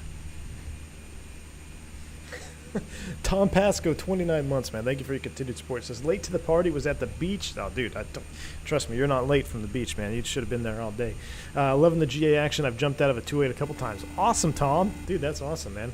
I'm going to get a skydive variant. Thank you for tuning in, my friend. Mr. Flight Sim School has dropped a $25 dono. Loving the GA stream. Thank you. Flight Sim School, I appreciate that 25 Canadian dono. It's very, very much appreciative of that. Glad you're enjoying the content. Glad you're enjoying the GA flight. I think this next leg you guys are really going to like. I'm a little bit nervous because I think we could stop there, right? I've never actually landed there. I just loaded in to see what it looked like, but it's going to be a tight one. 450 meters. Let's watch the replay here. I'm going to disconnect from VATSIM momentarily. Hopefully I'll just reconnect right in the same spot. And let's go replay here. Oh, I shut down though. Oh, so we have no sounds on the... It's all right. We'll just watch one landing. So we're coming down. Oh, the sounds are coming back. Cool. All right, so here's our slip. So see the left rudder, right aileron? Basically what you're doing in this configuration is you're intentionally using the fuselage of the aircraft to create excess drag. You can do that in these lighter GA airplanes, and it really help you get down in a hurry without increasing too much speed. Fun fact, the Gimli glider, the 767 that ran out of gas because they didn't use Freedom units when they were supposed to, they actually used a forward slip in an airliner, and it worked. And it worked. The prop is just windmilling. I think it is too. That's cool. We're just going to watch one touchdown here. Oh, that's beautiful, though. Let's see how we did on the touchdown. We got a little bit low over the threshold. A little bit low over the threshold. But it's a 208. We're not too crazy about that right now. We could land on the numbers if we want to. Bringing that power out. A little bit more flare. A little bit firm. A little bit more flare. Nice control, reverse. Cool deal. Rusty, that is something that would be in the POH, which I I do not know. I do not have. Uh-oh. Hold on. I gotta move the replay all the way to the end. Okay. Now I'm gonna stop replay mode. I'm gonna exit out of replay mode.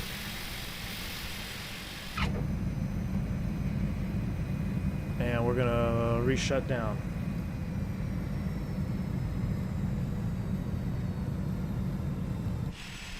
And we'll reconnect.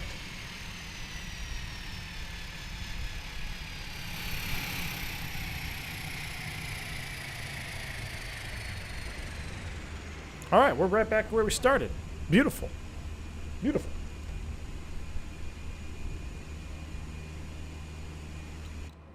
The airport is SDMC in the 530. All right, but the next airport is going to be the absolutely spicy one. So let's do the first thing here. Let's go ahead and pick up our passenger. So we're loading up here. Passenger 5. Let's just say it's a little Brazilian girl. She weighs 100 pounds. And what else do we have for cargo pod? Let's add another 25. So we'll do 100 pounds of cargo.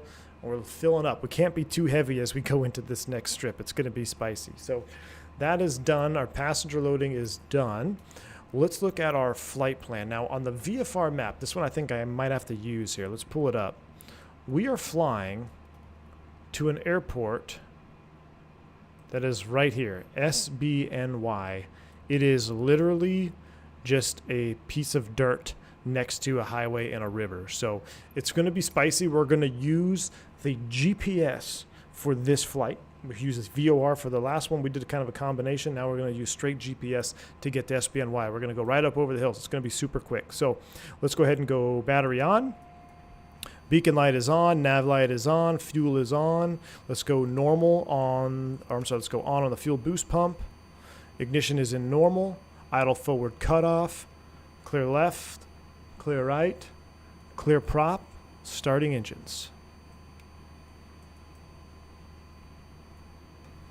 NG's on the rise.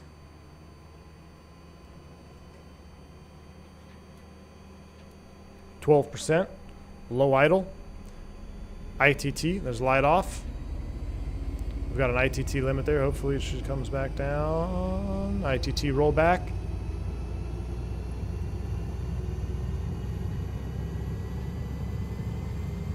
There's 52%, starter cutout.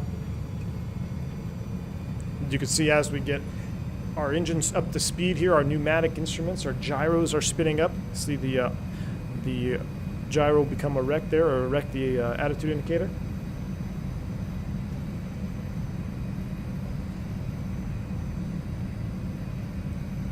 All right, engine is stable. Fuel boost to norm. Reset and on the generator. Avionics 1, Avionics 2. That's going to power up. Now we're going to reset our config to having a 530 GPS. What's the easiest way to find an airport close to you? Nearest function. So on the 530, use the big knob until it says NRST, which is nearest. Nearest airport right there, 10 miles away, SBNY. So push for cursor. Use the big knob to highlight SBNY.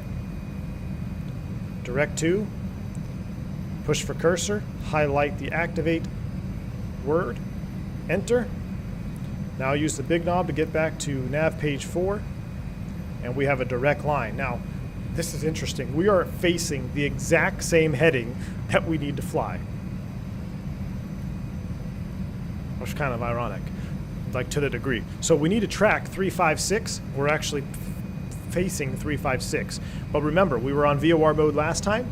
See VLOC here, nav here. We need to go GPS. So let's change the CDI to do GPS navigation, and let's set our course to 356, which is basically right dead smack ahead. Our runway heading is what was that runway heading? 080-ish. That looks good there. We're not going very high at all. We're just going to clear the mountains. I'm going to set 2,000 feet. I don't even know if we're going to go all the way up there. We'll just see what the terrain is like. But we got 2,000 set. We're still squawking altitude. Everything is good here. Lights are on. Let's get the cabin air back on. Cool it down. ITT stands for internal turbine temperature. That is the hot section of your engine, where it gets compressed and fuel is ignited. That's the hottest part of the engine, the ITT. No bleed air is required. A ground push, flight, ground pull, flight push, that's out. Everything else looks good. Let's reset our trim for takeoff. Remember, this is important. You start doing multiple legs like this. You come in on approach, you go down the runway. If it's a short runway, you can get burned by not resetting the trim. That is set. We're going to go approach flaps. Currently on break and dispatch training day 2. Awesome, Captain AB. Awesome, man. All right, we are set here. Let's go ahead and close the window. All right, sounds could be better, but they're all right. Let's hit the B key, barrel ref. We're set. Where are we at? Marika traffic, November 8227 Papa, taxi the active. And I think we're just going to take off over the water. Anybody see a windsock around here? I don't even see a windsock around here. So let's just go ahead and release the brake. Spool it up. Now, this next landing we're going to be doing on a dirt runway. So we have to use the inertial separator. We know that's going to reduce some of our torque power. We're going to keep that in mind. And on this particular one, we're going to stuck sticky brakes or something. Oh, there's a windsock. It's pretty much calm. We're just going to turn left and take off. We're going to just depart straight out. So let's go ahead and get all of our lights on. We're just going to depart straight out and make a right turn to intercept. So I'm going to spin my heading bug to the intercept. Should be right about there.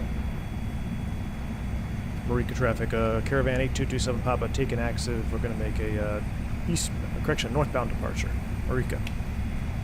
All right, everything is set. Our flaps are set. Transponders on altitude 2000. Engine instruments are all in the green. Our fuel is good. Everything else looks good. We are set for departure.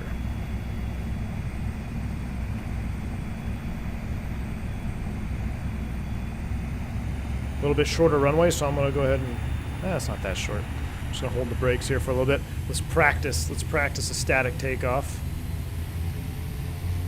It really starts to bounce when you get that prop spinning. All right, brakes released, power it up. Torque limited again. Nice and cool out here.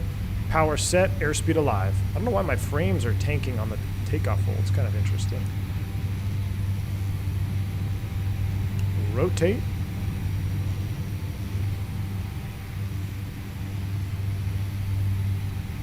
Love it. Flying with. And for some reason on the takeoff roll, my... Marika traffic, Caravan, Papa 99, departing to the west. All right, let's make a right turn to our intercept, about 030. I'm going to start lowering the nose a little bit, start accelerating. We're looking for 95 knots for flap retraction. Monitoring that ITT and torque. Torque got a little bit high there. All right, here comes 95 knots. We'll go ahead and retract the flaps. Nose is going to drop a little bit.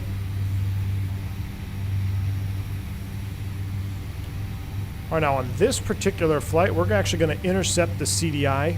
Instead of doing a new direct to, we're just going to intercept it. So I'm going to fly about 050 here to intercept this course because I don't want to go over the tallest peak of that mountain there. That's right off our left side.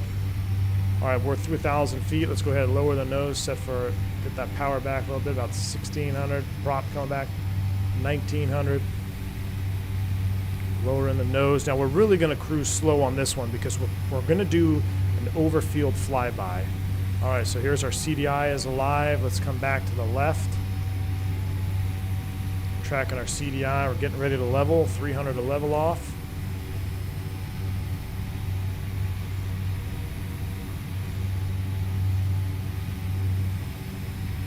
What? Okay, sure. Sure thing. That could be a problem. Oh, we're successfully connected again. Beautiful. As we approach 2,000 feet, I'm going to really bring that power back here because we're only 7 miles. And this airport is very difficult to see. So we're leveling here at 2,000. Lower the nose, trim it down, bring the torque back. Let's go autopilot on. Altitude hold. 2,000. Except it's not. Why are we... Where are you going? She didn't like that. Disengage. I guess she was not trimmed out quite good enough. Always hand the airplane a trimmed airplane, you know, especially these older autopilots. Trim it out first, help your autopilot out. You can see I think I had too much nose down trim in there. So I'll recorrect. We'll climb back up to altitude here. You know what? Let's just come to 1500 because we need to be able to see this. And we're going to leave the autopilot off. So we're going to leave all of our lights on for this one. This approach and landing, we are doing the inertial separator on. So watch the torque here. See the torque dropping? All right, because now we've redirected the airflow to the engine to prepare us for an off-field landing. We're going to be using full flaps, so we're going to try to keep the nose up as long as possible. I do not have the Kodiak. I almost did. I tried to get it, and then just the purchase process annoyed me to the point where I went with the Just Flight one.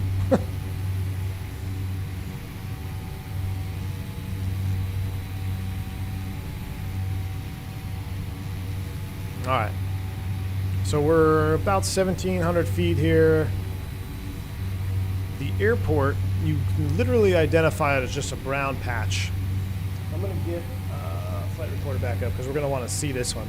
And then what we'll do for the very last leg, going to the international airport, we'll record that one too. What the heck? Get it on Orbix. Oh, I didn't know it was on Orbix, Christy. All right. So SBNY has 2 runways. I believe it's like 04 and like 23, is that right? Or 22. Let's come down to 1,500 feet. We're going to fly right over the top of the airport right now. So it should be right here. This is the airport. And I'm using that term extremely lightly. I'm going to zoom in my range here on my 530. So we're going to be able to see when we fly right over the top. We know it's just past the river. There's the river. So this is the airfield. Now I wonder if that looks more like a road. I'm pretty sure it's right here.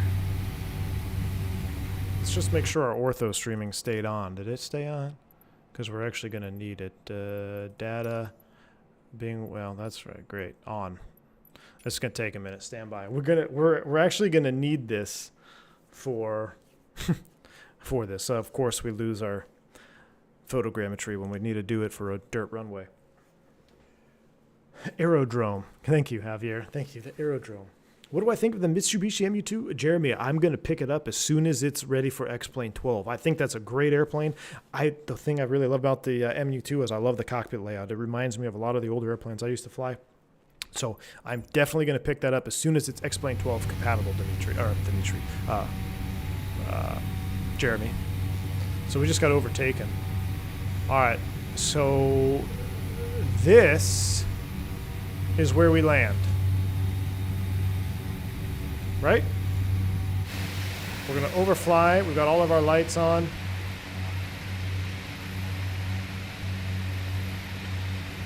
Now, I know there was a spot in the road. There it is, right here. Here's the runway.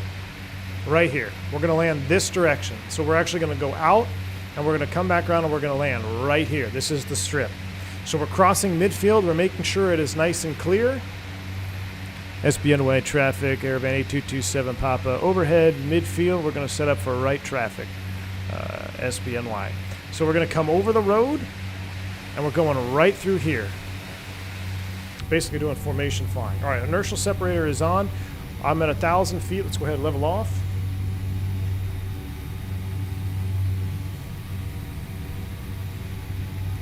Jeremy, yeah, it's a man's airplane, definitely, Jeremy, because you got all that prop wash over the wing like you're talking about. I'm following you.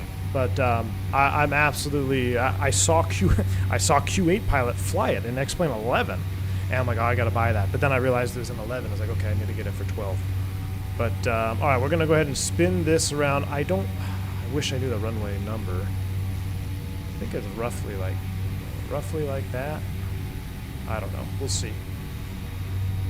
All right, let's go ahead and about 800 feet here. Let's go approach flaps. Let's spin it around. SBNY traffic, Caravan 8227 Papa.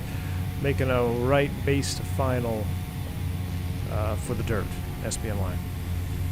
700 feet here. Let's go ahead and level off. I don't want to get too low because we're going to... Caravan, Papa 999, following number 2 behind the Caravan. Make sure there are no animals, exactly.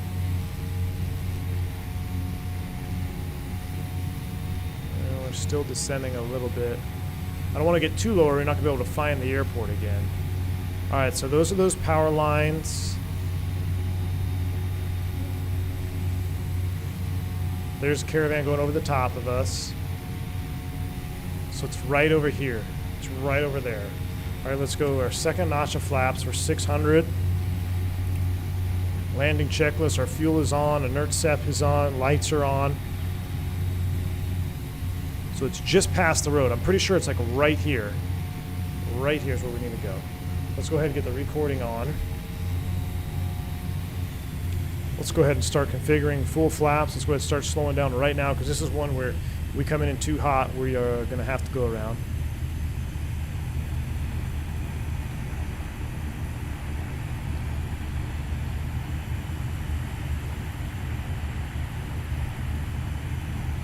Pretty sure right through those two trees is where we need to go. They cleared the trees out at the end of the runway, basically.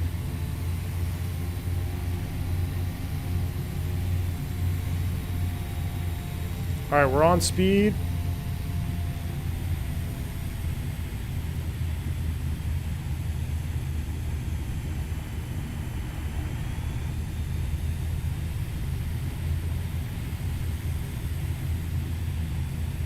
I feel a little bit high.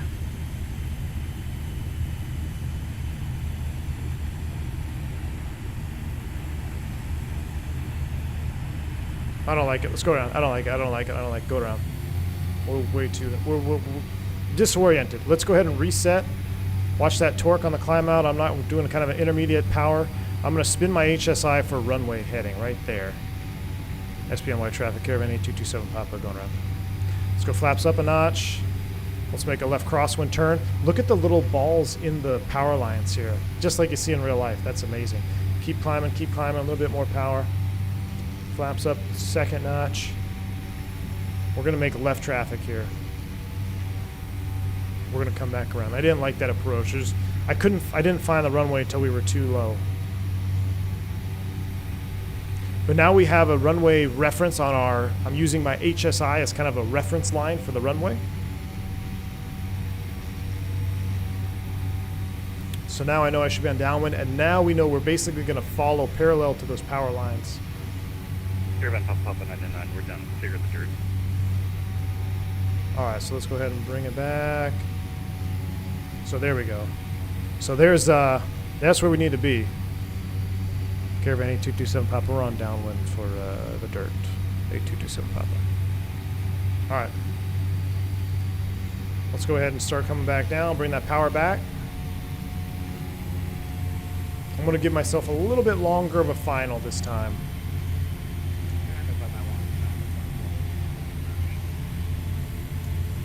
Myself a little bit longer of a final. Let's go approach flaps, which is flaps 2. Everything is still set. Hey, if you keep your lights on down there, help me out. Yeah, look for me. Alright, he's got his lights on. Here we go. We're basically parallel the river. Exactly. You can always go around, Sergio. Always go around. Well, shouldn't say always, but 99% of the time you can go around. Andre, yes, I will indeed, my friend. I will indeed. And I'm actually going to post... So there's a flight model fix that Phantom did for this airplane that I really, really enjoy. I'm going to talk to him about posting that as well. I'll also link my profile for this. Alright, so there we go. We're parallel the power lines. Does this not look amazing or what? Alright, I can see the runway. That's where we're going. We're going right here. Slightly over the power lines. Let's go ahead and get our last notch of flaps in. We're looking for about 70 knots on final.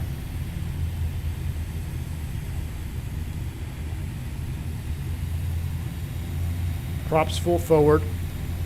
High idle, because I want maximum reverse capability. with the reduced torque of the inertial separator as well. A little bit fast, correcting. There we go, we're on speed, keep coming down. 500 feet per minute, we're looking good.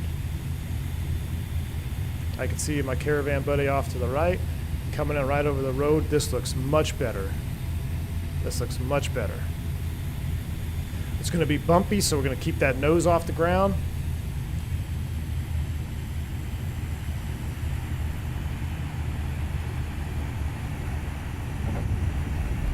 Keep that nose up. After that push pilot. Back pressure. There we go. Idle. Low idle. You can see my idle speed's going down. And there's not really an active, but we're just going to kind of clear the area here. Nice. Let's go ahead and go flaps to the second position. For you. There we go. Oh, he's coming in over there. We're going to stay left. Taxi up this hill here. So this is definitely missionary bush pilot status. Let's go ahead and stop the replay. Okay, oh man, almost 300 people watching for a GA stream. Smash the like button for that. Oh, look at this guy coming in here. He looks spicy. Nice. Oh, look at the dust. Oh, he went around. Or he bounced. That doesn't look good. What? Go around, go around, go around. Oh. Oh my goodness. Guys, if you haven't already, smash the like button for that absolute hero. Alright, let's go ahead and pull up a little bit further.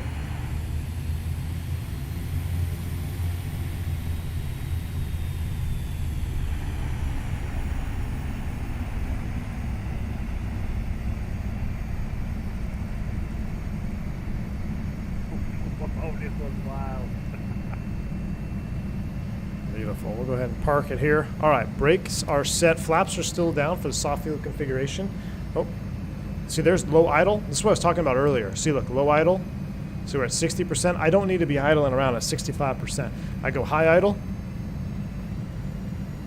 65%. So I don't need that right now. So we're being low idle. We're going to leave the inertial separator out. Let's go ahead and kill our lights. Kill the avionics. Fuel boost is off, and idle cutoff.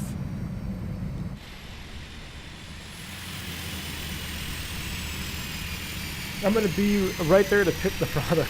Oh gosh. Jeff L, this is 110% default scenery. Everything you're looking at right now is 110% default as far as scenery goes. Now the airplane I have some mods on, but other than that, everything else is default as far as the sim is concerned. All right, let's watch this replay. Should we watch the? Let's wind it back. I've got to disconnect from. Actually, I'm going to keep that sim on. I'm going to see what happens. Let's watch the replay. So the airplane's got to like. This was our go around. We'll watch the go around here. We might have to reload the flight. We have one last leg. We're doing a high performance takeoff on the dirt strip back to the international airport in preparation for our long-haul flight to the British Virgin Islands. So this is the last bit of South America that we get to see on this tour. Make sure you're smashing down that like button for something different. Oh, this is cool. We got the sounds working. We've got full flaps, vibration coming in here. Absolutely love it. I wonder if I can see them on the ground still. I still can. That's awesome because we're on that sim. So this was our first attempt. My problem with this approach is, you see how like dog-legged I am here coming in? I didn't realize the alignment of the runway was pretty much that direction, and I was just too late. So that an offset approach like that, a not very stable final, makes me, or it typically ends up in a not a good landing. So I was like, you know what? We're too high. We weren't really stable. Let's power it up and go around. That was a go around. Oh, that's awesome. So that was go around. I don't know if the flaps are modeled in the go around. They are. That's freaking cool. So we're going around, and let's go ahead and fast forward. Well, this was our base to final. This is cool. Let's go ahead and resume from right here. Look at these power lines. I mean, that looks straight up real. This is really cool. I should be flying like Tundra tires or something. Look at these balls in the power lines here. That is freaking awesome. All right, so this is much more stable. So you see I'm tracking the power lines here. I know the alignment that I want to be at. So much better looking approach on this one in my opinion.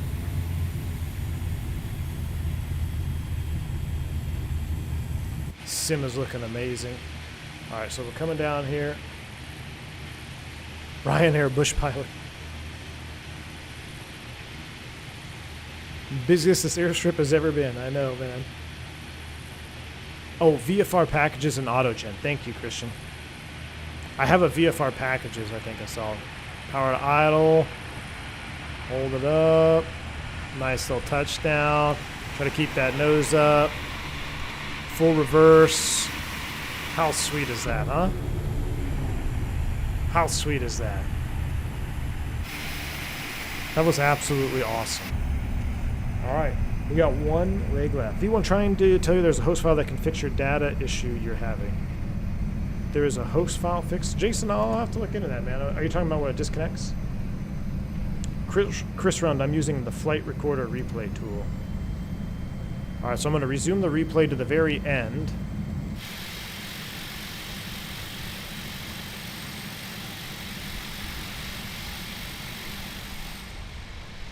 Okay, and let's go ahead and exit that. Exit replay mode. And the only thing I got to do here is re-shut down. So we're going to re-shut down. Everything else is off. Battery off. Off, off, off. All right. So we're just watching the shutdown again, and then we're going to spool up for the last leg. Yeah, Chris Rundit's flight recorder off the Flight Sim TO. Christy, you got a link to those two add-ons by chance? I forgot all about those add-on packs. All right, guys, here we go. Last leg of the journey. Look, we're down to 48% fuel. So fuel efficient. Let's go ahead and load it up. We're picking up 2 more passengers. Passenger 6, another Brazilian. She's 105. Passenger 7. Let's say it's 180 pounds. And then let's go cargo. Pod 2, they've been out here backpacking. They got 200 pounds of cargo. So we are 7,100 pounds. Max is 8,700, but we're on a very short strip here. So we are completely loaded at this point. Let's go ahead and fire it up for the last time as we go home. So our go home flight, just before I turn it on, let's pull up SkyVector one last time. This one we're going to use... you know what? We might be able to do an ILS into SBGL. I'll tell you what, we're going to start up the engines, and that way we burn some gas, and then we're going to look at doing an ILS approach in the Caravan as a practice approach, because we've done VOR, we've done GPS. Let's do an approach. So here we go. Power is on. Oh, these were all on from the replay mode. Beacon is on now. Seatbelt sign is on. Nav lights are on. Inertial Sep is on. Fuel is on. We are idle, forward, and cut off on that. Ground is in pool mode. We don't need these on for start. That's from the replay, I think. Everything else looks good there. Fuel is on, so fuel boost to on. Clear left, clear right, clear prop, turn in number 1. Here we go. We got NG prop is on the rise here. We'll watch this one from inside here. There is 12% NG, low idle. There's our light off. ITT's on the rise. Oil pressure's on the rise. We got an ITT rollback below our limit. Prop is spinning up. ITT is now in the green. 50%. We'll go starter cutoff. Wait for the engine to stabilize. At that point, let's go fuel boost to norm. Reset and on the generator. Avionics 1, Avionics 2 is on. Let's hit the magical barrel ref key. We're all set up, powered up. We're looking good. We'll go ahead and Windows doesn't really change the sounds, unfortunately. All right, let's look at Navigraph for an approach. because we're so close that I think we could probably just load up like an ILS approach. What's on over here? Hold on. Got a blue light on. Ignition. Why is the ignition on? Oh, shoot. We never turned off the starter generator. Probably just toasted that. Let's make sure everything is okay. Engine condition 85%. So this is how you keep track of your airplane as well. Thank you, Ronald M. Yeah, I hit the wrong switch there, but I might have damaged my engine a little bit. We're down to 85% on the engine condition. All right, let me pull up Navigraph again. You're doing 10 times the failure rate? Gosh, Vodka, you're savage, man. All right, SBGL. SBGL is where we're headed. I cannot wait for our long haul on the Tolas 340 as well. Speaking of, is it 319 out? Wind is 040 at 8 knots. Thank you, Team Vodka. So SBGL Airport. I'm just going to go straight to approaches. ILS 10. Let's see. What's the taxi diagram look like here? So coming in here, 2.8 would be nice, but let's say we land on 1.5. Is there any approach to 1.5? ILS Zulu 1.5 approach. Doesn't have anything from the right. We'll do full procedure from Galeo VOR, which is 112.3. Why is this so big? All right. I don't need the keyboard. Get off there. There we go. All right. So we're gonna nav basically direct to this 112.3. I don't know if we can pick that up. Let's keep our GPS on 112.3. Put that in the active. We got a bearing 2. Let's go CDI VLOAD. We don't have it just yet. But basically we're going to take off and we got to fly westbound. So I'm going to set my heading about 300. And let's go, what's our favorite feature here? Nearest. Push cursor, SBGL, that's where I want to go. Hit the direct 2 key, push for cursor, highlight the word activate, hit enter, and then go back to our map page. SBGL, the direct track is 286. We're in GPS mode for right now, which is fine, so let's go ahead and set 286 until we get airborne, and then we'll be able to pick up, hopefully, the VOR. Will do a full procedure ILS Zulu 1.5 just for fun to top off this wonderful stream. I'm having a lot of fun. I hope you guys had some fun on this. ILS 1.5 Zulu is not in the 530. Team Vodka, because we're not going to do it in the 530. Turn that thing off, man. You don't need no stinking 530. We're going to do it right here. But because it's a short flight, let's set up our radios as well. 112.3 is what we're looking for. We're also going to need the localizer frequency of 110.5, so I'm going to tune that in the standby. 110.5. This is something that I cannot stress enough. I told it to all my students, and I've also tried, I also taught this when we were doing like freight flying, and I was teaching new pilots coming in, hey, when you have a short repo flight like this, a lot of times in the Bay Area where I was based on the West Coast, you'd be IFR, but you're only doing 30 miles. Okay, it's only a 30-mile flight, but you're INC the whole way. You need to have your radios set up all the way so you don't have to do much but just verify once you're flying, because single pilot IFR flying with no GPS especially, you need to be focused. So we got to put all the eggs in our court here. So eggs in our court, that makes no sense. But 112.3, that's the main VOR we're going to look for after we get airborne. 110.5, that is the localizer frequency we're going to look for as well once we get closer. What can we put in the nav 2? Well, I'm looking at the chart here. I don't really see any other VOR stations, but let's back it up. Let's put 112.3 in here as well. And then in the standby, we're going to put 110.5. And you know what? Because this is, I'm not going to be navving on my second OBS, I'm actually going to set the final approach course of 149 already. Just so I have it. I've got 149. I'm going to set that as my final. What are our minimums on this approach when we get over there? So zoom out, zoom out. 370 or 353. So we're going to scroll this to 353. That is set, old school rad altimeter. All right. The ball is in your basket. Don't put all your eggs in one corn. Oh, man. All right, that is set. As far as altitudes for this, we need to be at least 3,300 for egg bat all the way out, but I don't think we're going to do that. We're probably going to do a procedure turn here at Roble. We're going to make up our own procedure turn, so we're going to cruise over at 2,000 feet. So I got 2,000 feet set. We're squawking VFR. All of our radios are set up. We have ILS and localizer in both Nav 1 and the Nav 2. We have the final approach course already identified. Our minimums are set. Our altitude is set. I think we are ready. Are you guys ready?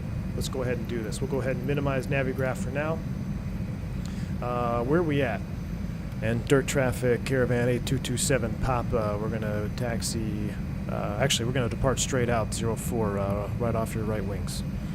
All right, it's hot in here, so let's go cool. And I know it's hot in here because cabin is high temp. We got a little alert here, so I'm going to go ahead and get the air conditioning on.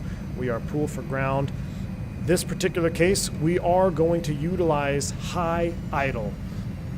High idle is set because we're in the kind of the dirt here. Our brakes are off.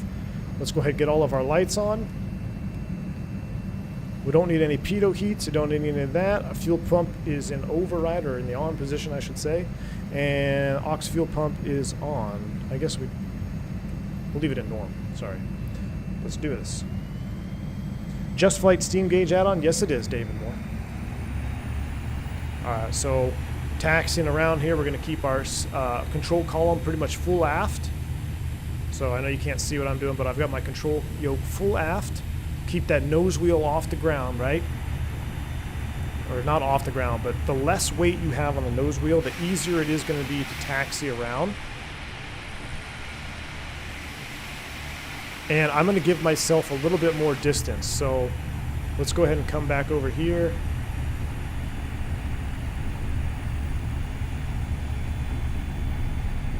Insert an ad for all the Phantom watchers.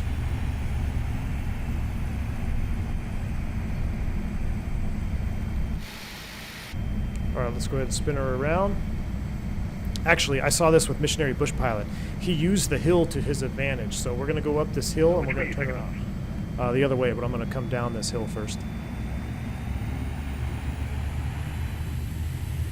Because Missionary Bush Pilot on YouTube, he had a pretty sweet little takeoff where he actually used the hill, the downslope, to get rolling. There we go. All right, right at that Like chicken. tower. Yeah. All right, here we go. Dirt traffic, Caravan 8227 Papa's on the roll. All right, full aft stick. Spool it up here. Ideally, we want to get the airplane into ground effect. Get our power set. Watch your torque. Power set. Nose is off the ground. We're wheeling. We're wheeling.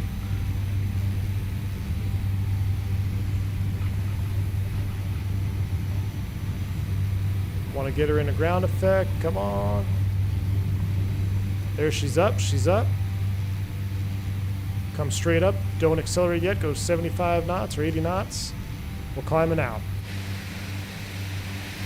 And that, my friends, is a soft field takeoff. We've already picked up. Oh no, that's our GPS. So let's go ahead and start our left turn. Dirt traffic, Caravan 8227 Papa. We're out of 1500 off to the west. Last call, dirt.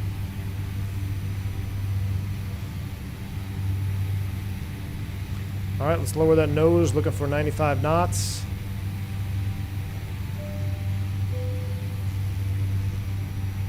.95 knots. Flaps are coming up. Cody Shepard, thank you for the continued support, man. Howdy, y'all. What's going on, dude? Good to see you. Let's go ahead and do our redirect 2. Remember, we learned that trick on the very first leg of the stream. We're going to do a redirect. We're going to traffic Caravan Papa 999 roll. So we're straightened out now. We're going direct 2. We redirected the line. We're using a hybrid GPS and VOR nav on this one. We're using all the tools we learned. All right, we're in the cruise climb now. Let's go inertial separator off. That's going to give us a little bit of extra juice. Watch that torque. Bring that torque back down a little bit. Bring the prop down about 1900. 300 feet to level off. We're looking good.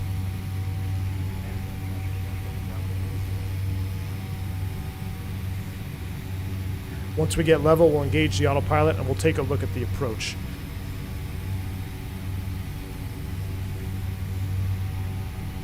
Alright, 2,000 feet. Autopilot altitude hold. I did it again. I tried to cheat. I tried to just use the autopilot to trim it for me. I got lazy. That's a true sign of a lazy bush pilot right there, trying to get the autopilot to trim it for you. Trim it out nice and easy. There you go. Typically, you want to be less than, at least less than 50 feet in the VSI when you engage these autopilots. There we go. Autopilot on. Altitude hold. Close enough. All right, we got a short flight. Let's go ahead and bring that power back right away now. Let's do a nice econ cruise. We're doing about, let's do about 1200 on the torque, 1650 on the prop.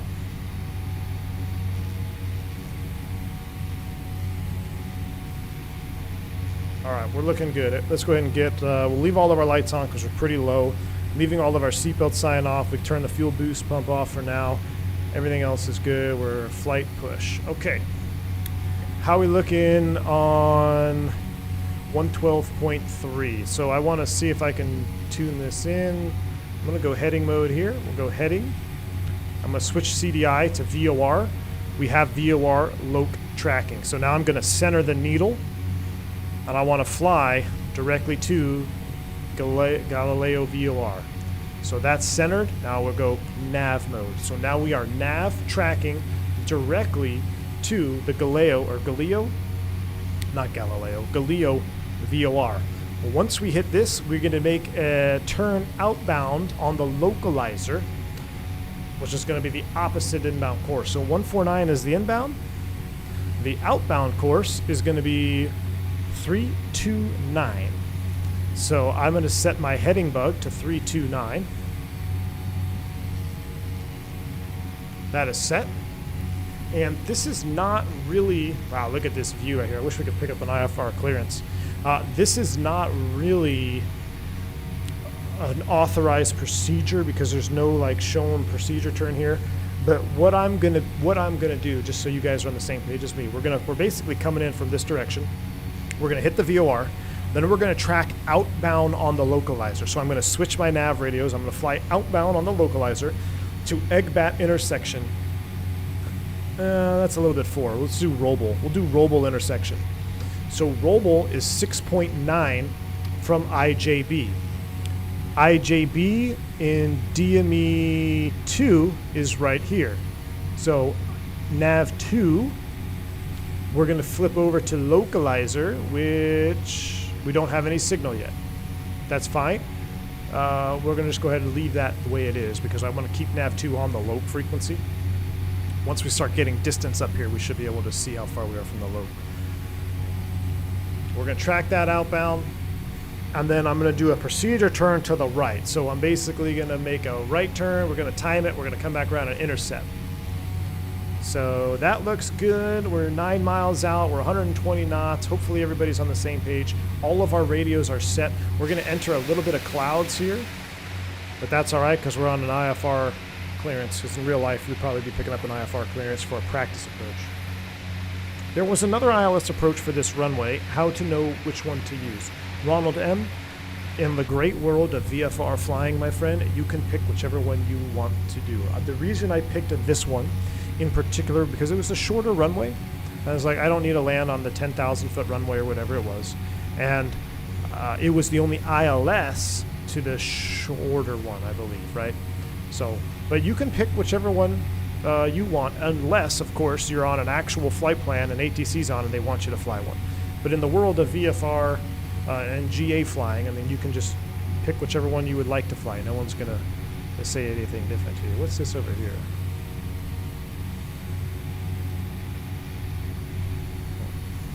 Where's the lights for this guy over here? It looks dark over there. I guess he's got them on. But here we go. We're cruising. We're 6 miles to go. We're coming over the Bay of Rio. This is beautiful. I just wish the Twin Otter was better. Oh my gosh, me too. I flew the Twin Otter for about 2 hours yesterday trying to get it better. It does not fly very good at all. Phantom 320, I need you to fix the Twin Otter for me, dude. The way you fix this Caravan is amazing.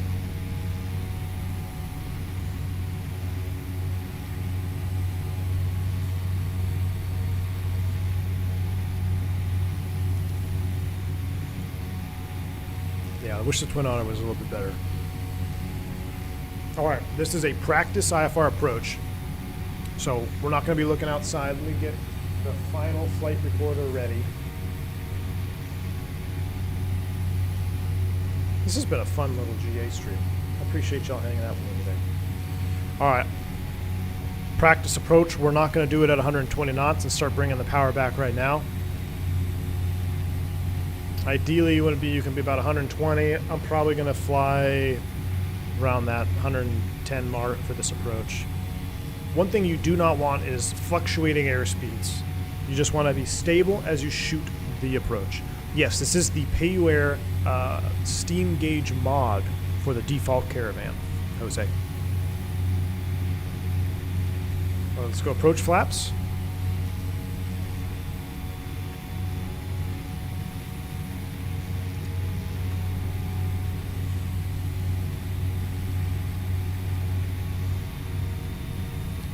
See the airplane struggling a little bit there to maintain altitude. All right, now that we know what the cone of confusion is like, and I'm just going to stay in here in instrument view, we know as we get close, we're basically just going to flip our radios over and fly outbound. Because we don't want to fly past it and have to re-intercept. So we're 2,000 feet, we're 100 knots, flaps approach.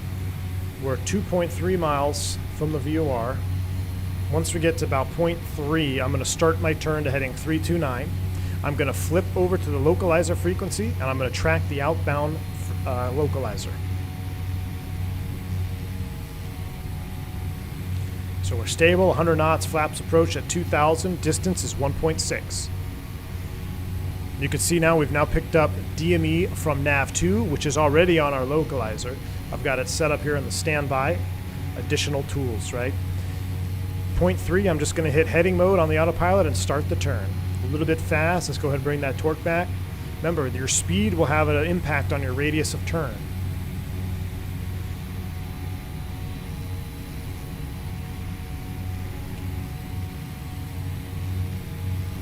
Matter of fact, I might make it at 0.5. We'll do it at 0.4.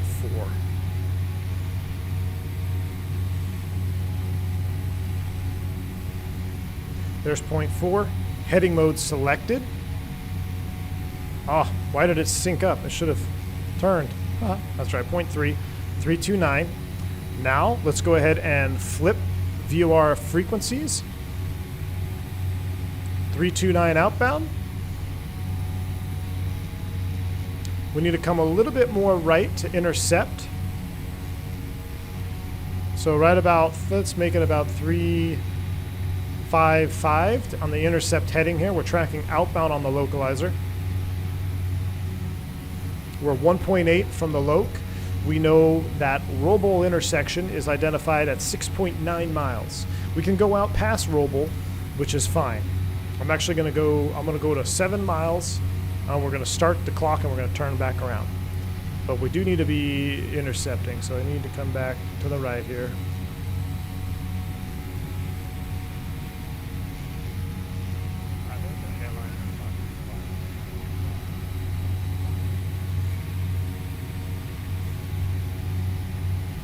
This is interesting. I wonder if it's going to reverse sensing myself here.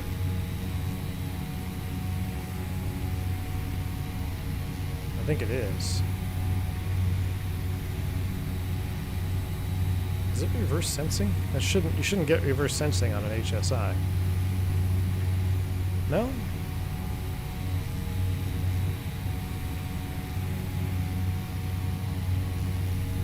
That's interesting.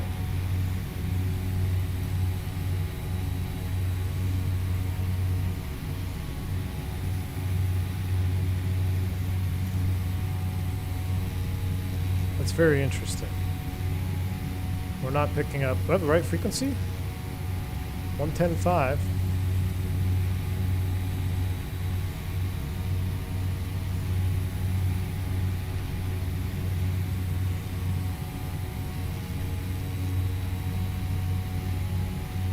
Well, that could be a problem. Papa 999, we're turning left base now for... that could be a problem. it's not turning in. That's very interesting. What do we mess up here? We got 110.5, 110.5, ILS.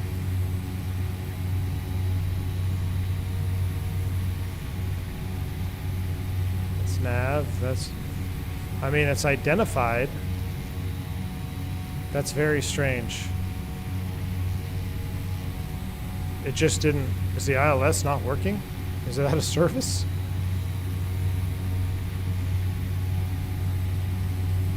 Real-time instrument failure. All right, well, here comes 6 miles. We never intercepted. Let's go ahead and just come back around. I couldn't get mine to work. All right, yeah, I don't know what's going on. We know the inbound course is 149. Let's spin her around. All right, Caravan, pop on 999. We're turning final now for 15. All right, I guess we're doing a visual approach. Maybe that's a bug.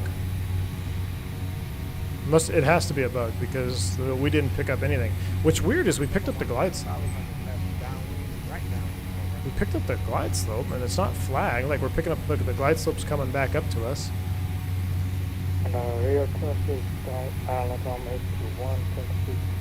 Weird. All right, autopilot's off. There's the runway. And traffic, Caravan 8227 Papa. We're on final for 15. All right, let's spin it around. We'll just do a visual approach. That's weird. All right, so much for the ILS practice approach. Flaps 2, lights are on, everything is set. It's not a bug, it's a feature.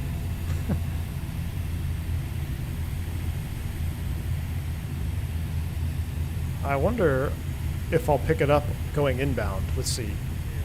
I wonder if it like only can pick it up when you fly 2, which it's not how it would be in real life at all. All right, let's go and get the recording on for the last time here. No.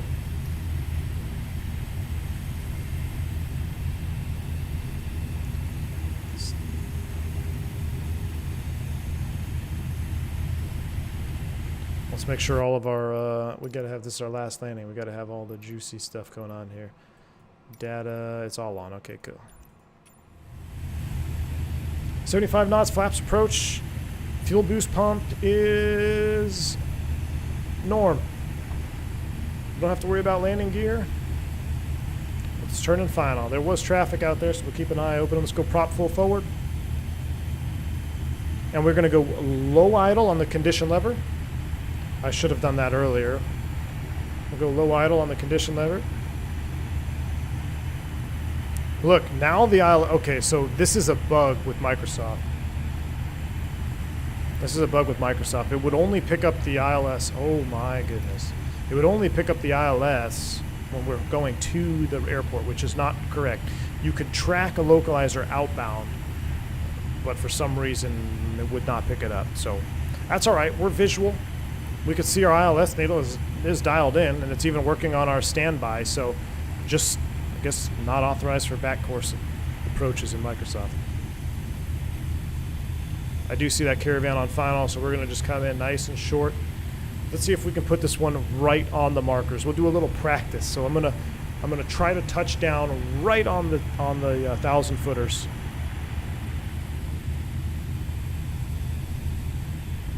Dang, how slow is this guy going? What's your approach speed? 80.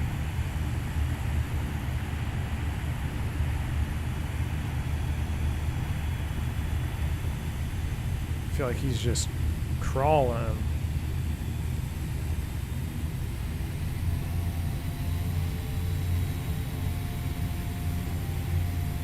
All right. So we're not looking at the slope. We're not looking at the pappies. We're going to try to do a short field landing practice. We're going to try to touch down on the markers. So you want to be aiming a little bit in front of the markers because you got to account for flare. But you also don't want to drag it in super low here. So we still got one white. That's good as long as we can see where we are. A little bit of wind coming in here now all of a sudden. Number 2 for 1.5, 1 mile final. Look at that Latam 78 down there. That's awesome. Alright, so we'll try to put her down right on the markers. The big ones, the refrigerators.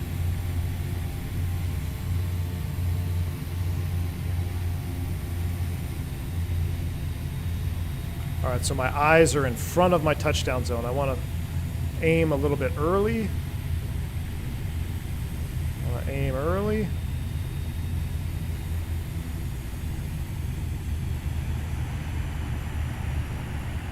Hit it! Oh, we were long. I think we were long. Dang, we were close though. Reverse, we'll take this first taxiway right here.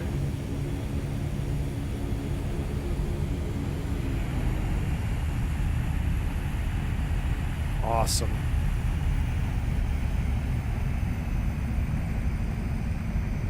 This is going to set us up nicely for our A340 long haul. I hope you guys are ready to see a 6-hour long haul in the 340. It's going to be the longest long haul I think I've done in multiple years. Number 2 is clear. It's going to be several years since I've done a long haul of this magnitude, so I hope you guys are ready for that. We'll take a look at the replay. We'll see where we actually touched. I think we were a tad late.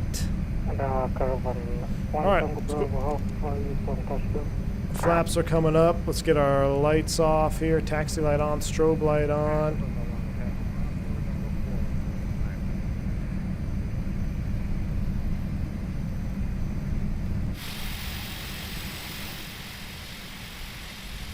Big old 7.8 on the end of the runway. Not quite sure. This looks like a nice little cute place to park. Let's go park over there. Exclamation point specs, Michael.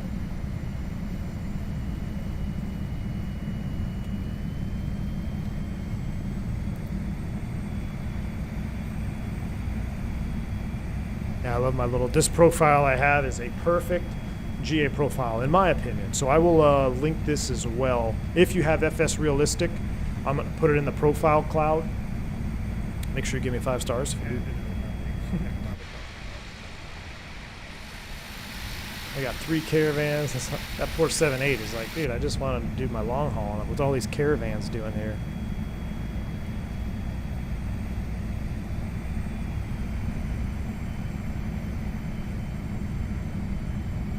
I'm considering the A340-600. Love the long pencil birds. Crimson goes, I love the 340-600.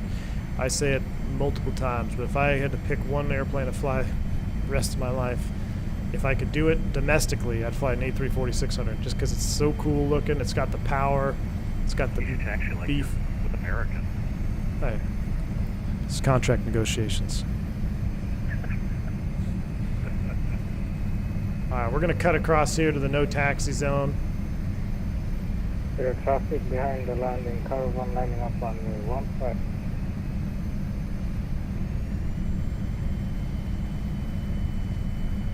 Oh, look, there's even a set of air stairs for a caravan. Perfect.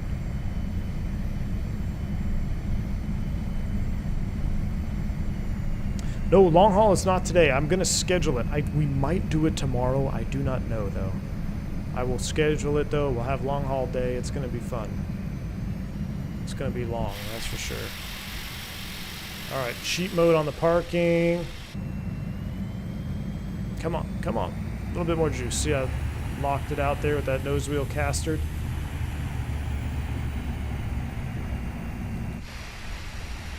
All right, let's see if we can catch that 787 takeoff. Let's go. Brakes on, avionics off, generator tripped, idle cutoff. Environmentals off. Ladies and gentlemen, welcome to Rio. Let's go into drone cam, spacebar. Let's watch this 787 takeoff. This will be the icing on the cake. And then we'll watch the replay, and then, I mean, that took, I'm pretty much wiped after that. Is the 319 out yet from Tolis? Where's he at? Where's he at? There he is. All right. Let's watch this guy take off. How do you zoom in? I forget. Is it, there we go. Oh, no. No.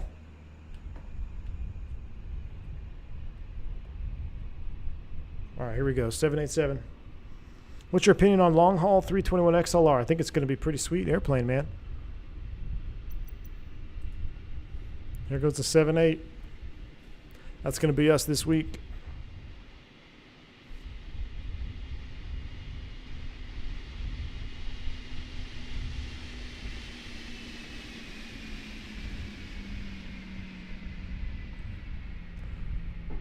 Nice.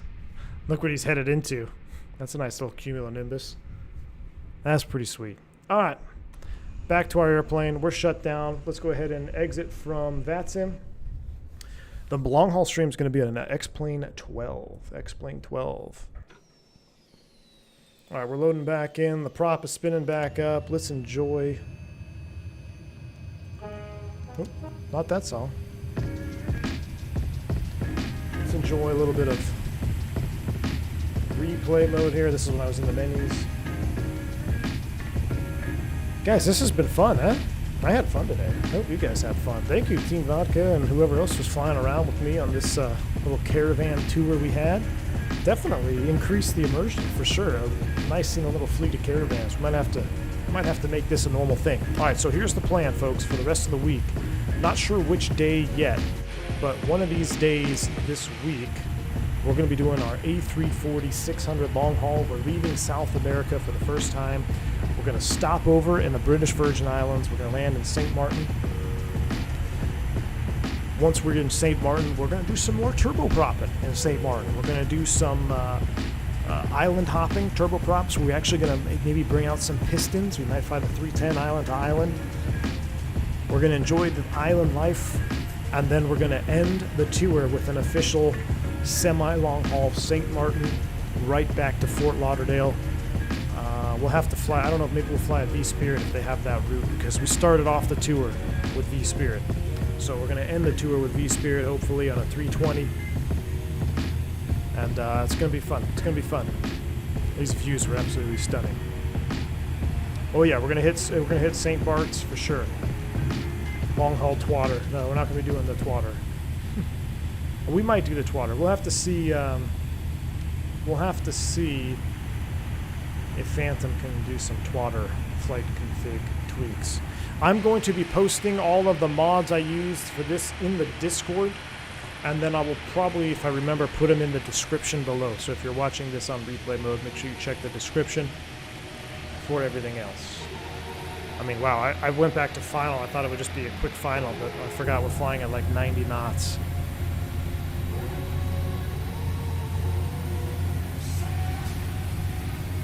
We're approaching 30K subs as well. Good point. We started this at, what, 25K? So hopefully we can end the tour with 30K subs on our last flight back. That would be awesome. So if you haven't already hit that like button, hit that subscribe button.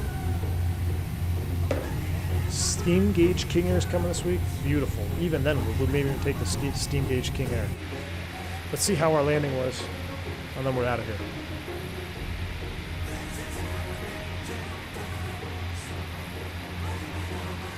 Tyson, no Amazon stopover, unfortunately. Just running out of time, man. Running out of time. But we'll come back. We are definitely going to come back to South America for sure. Absolutely, Runar. Glad you enjoyed it, my friend. Crimson Ghost, glad you could catch it live, dude. Thank you. All right, let's see. Where did we hit?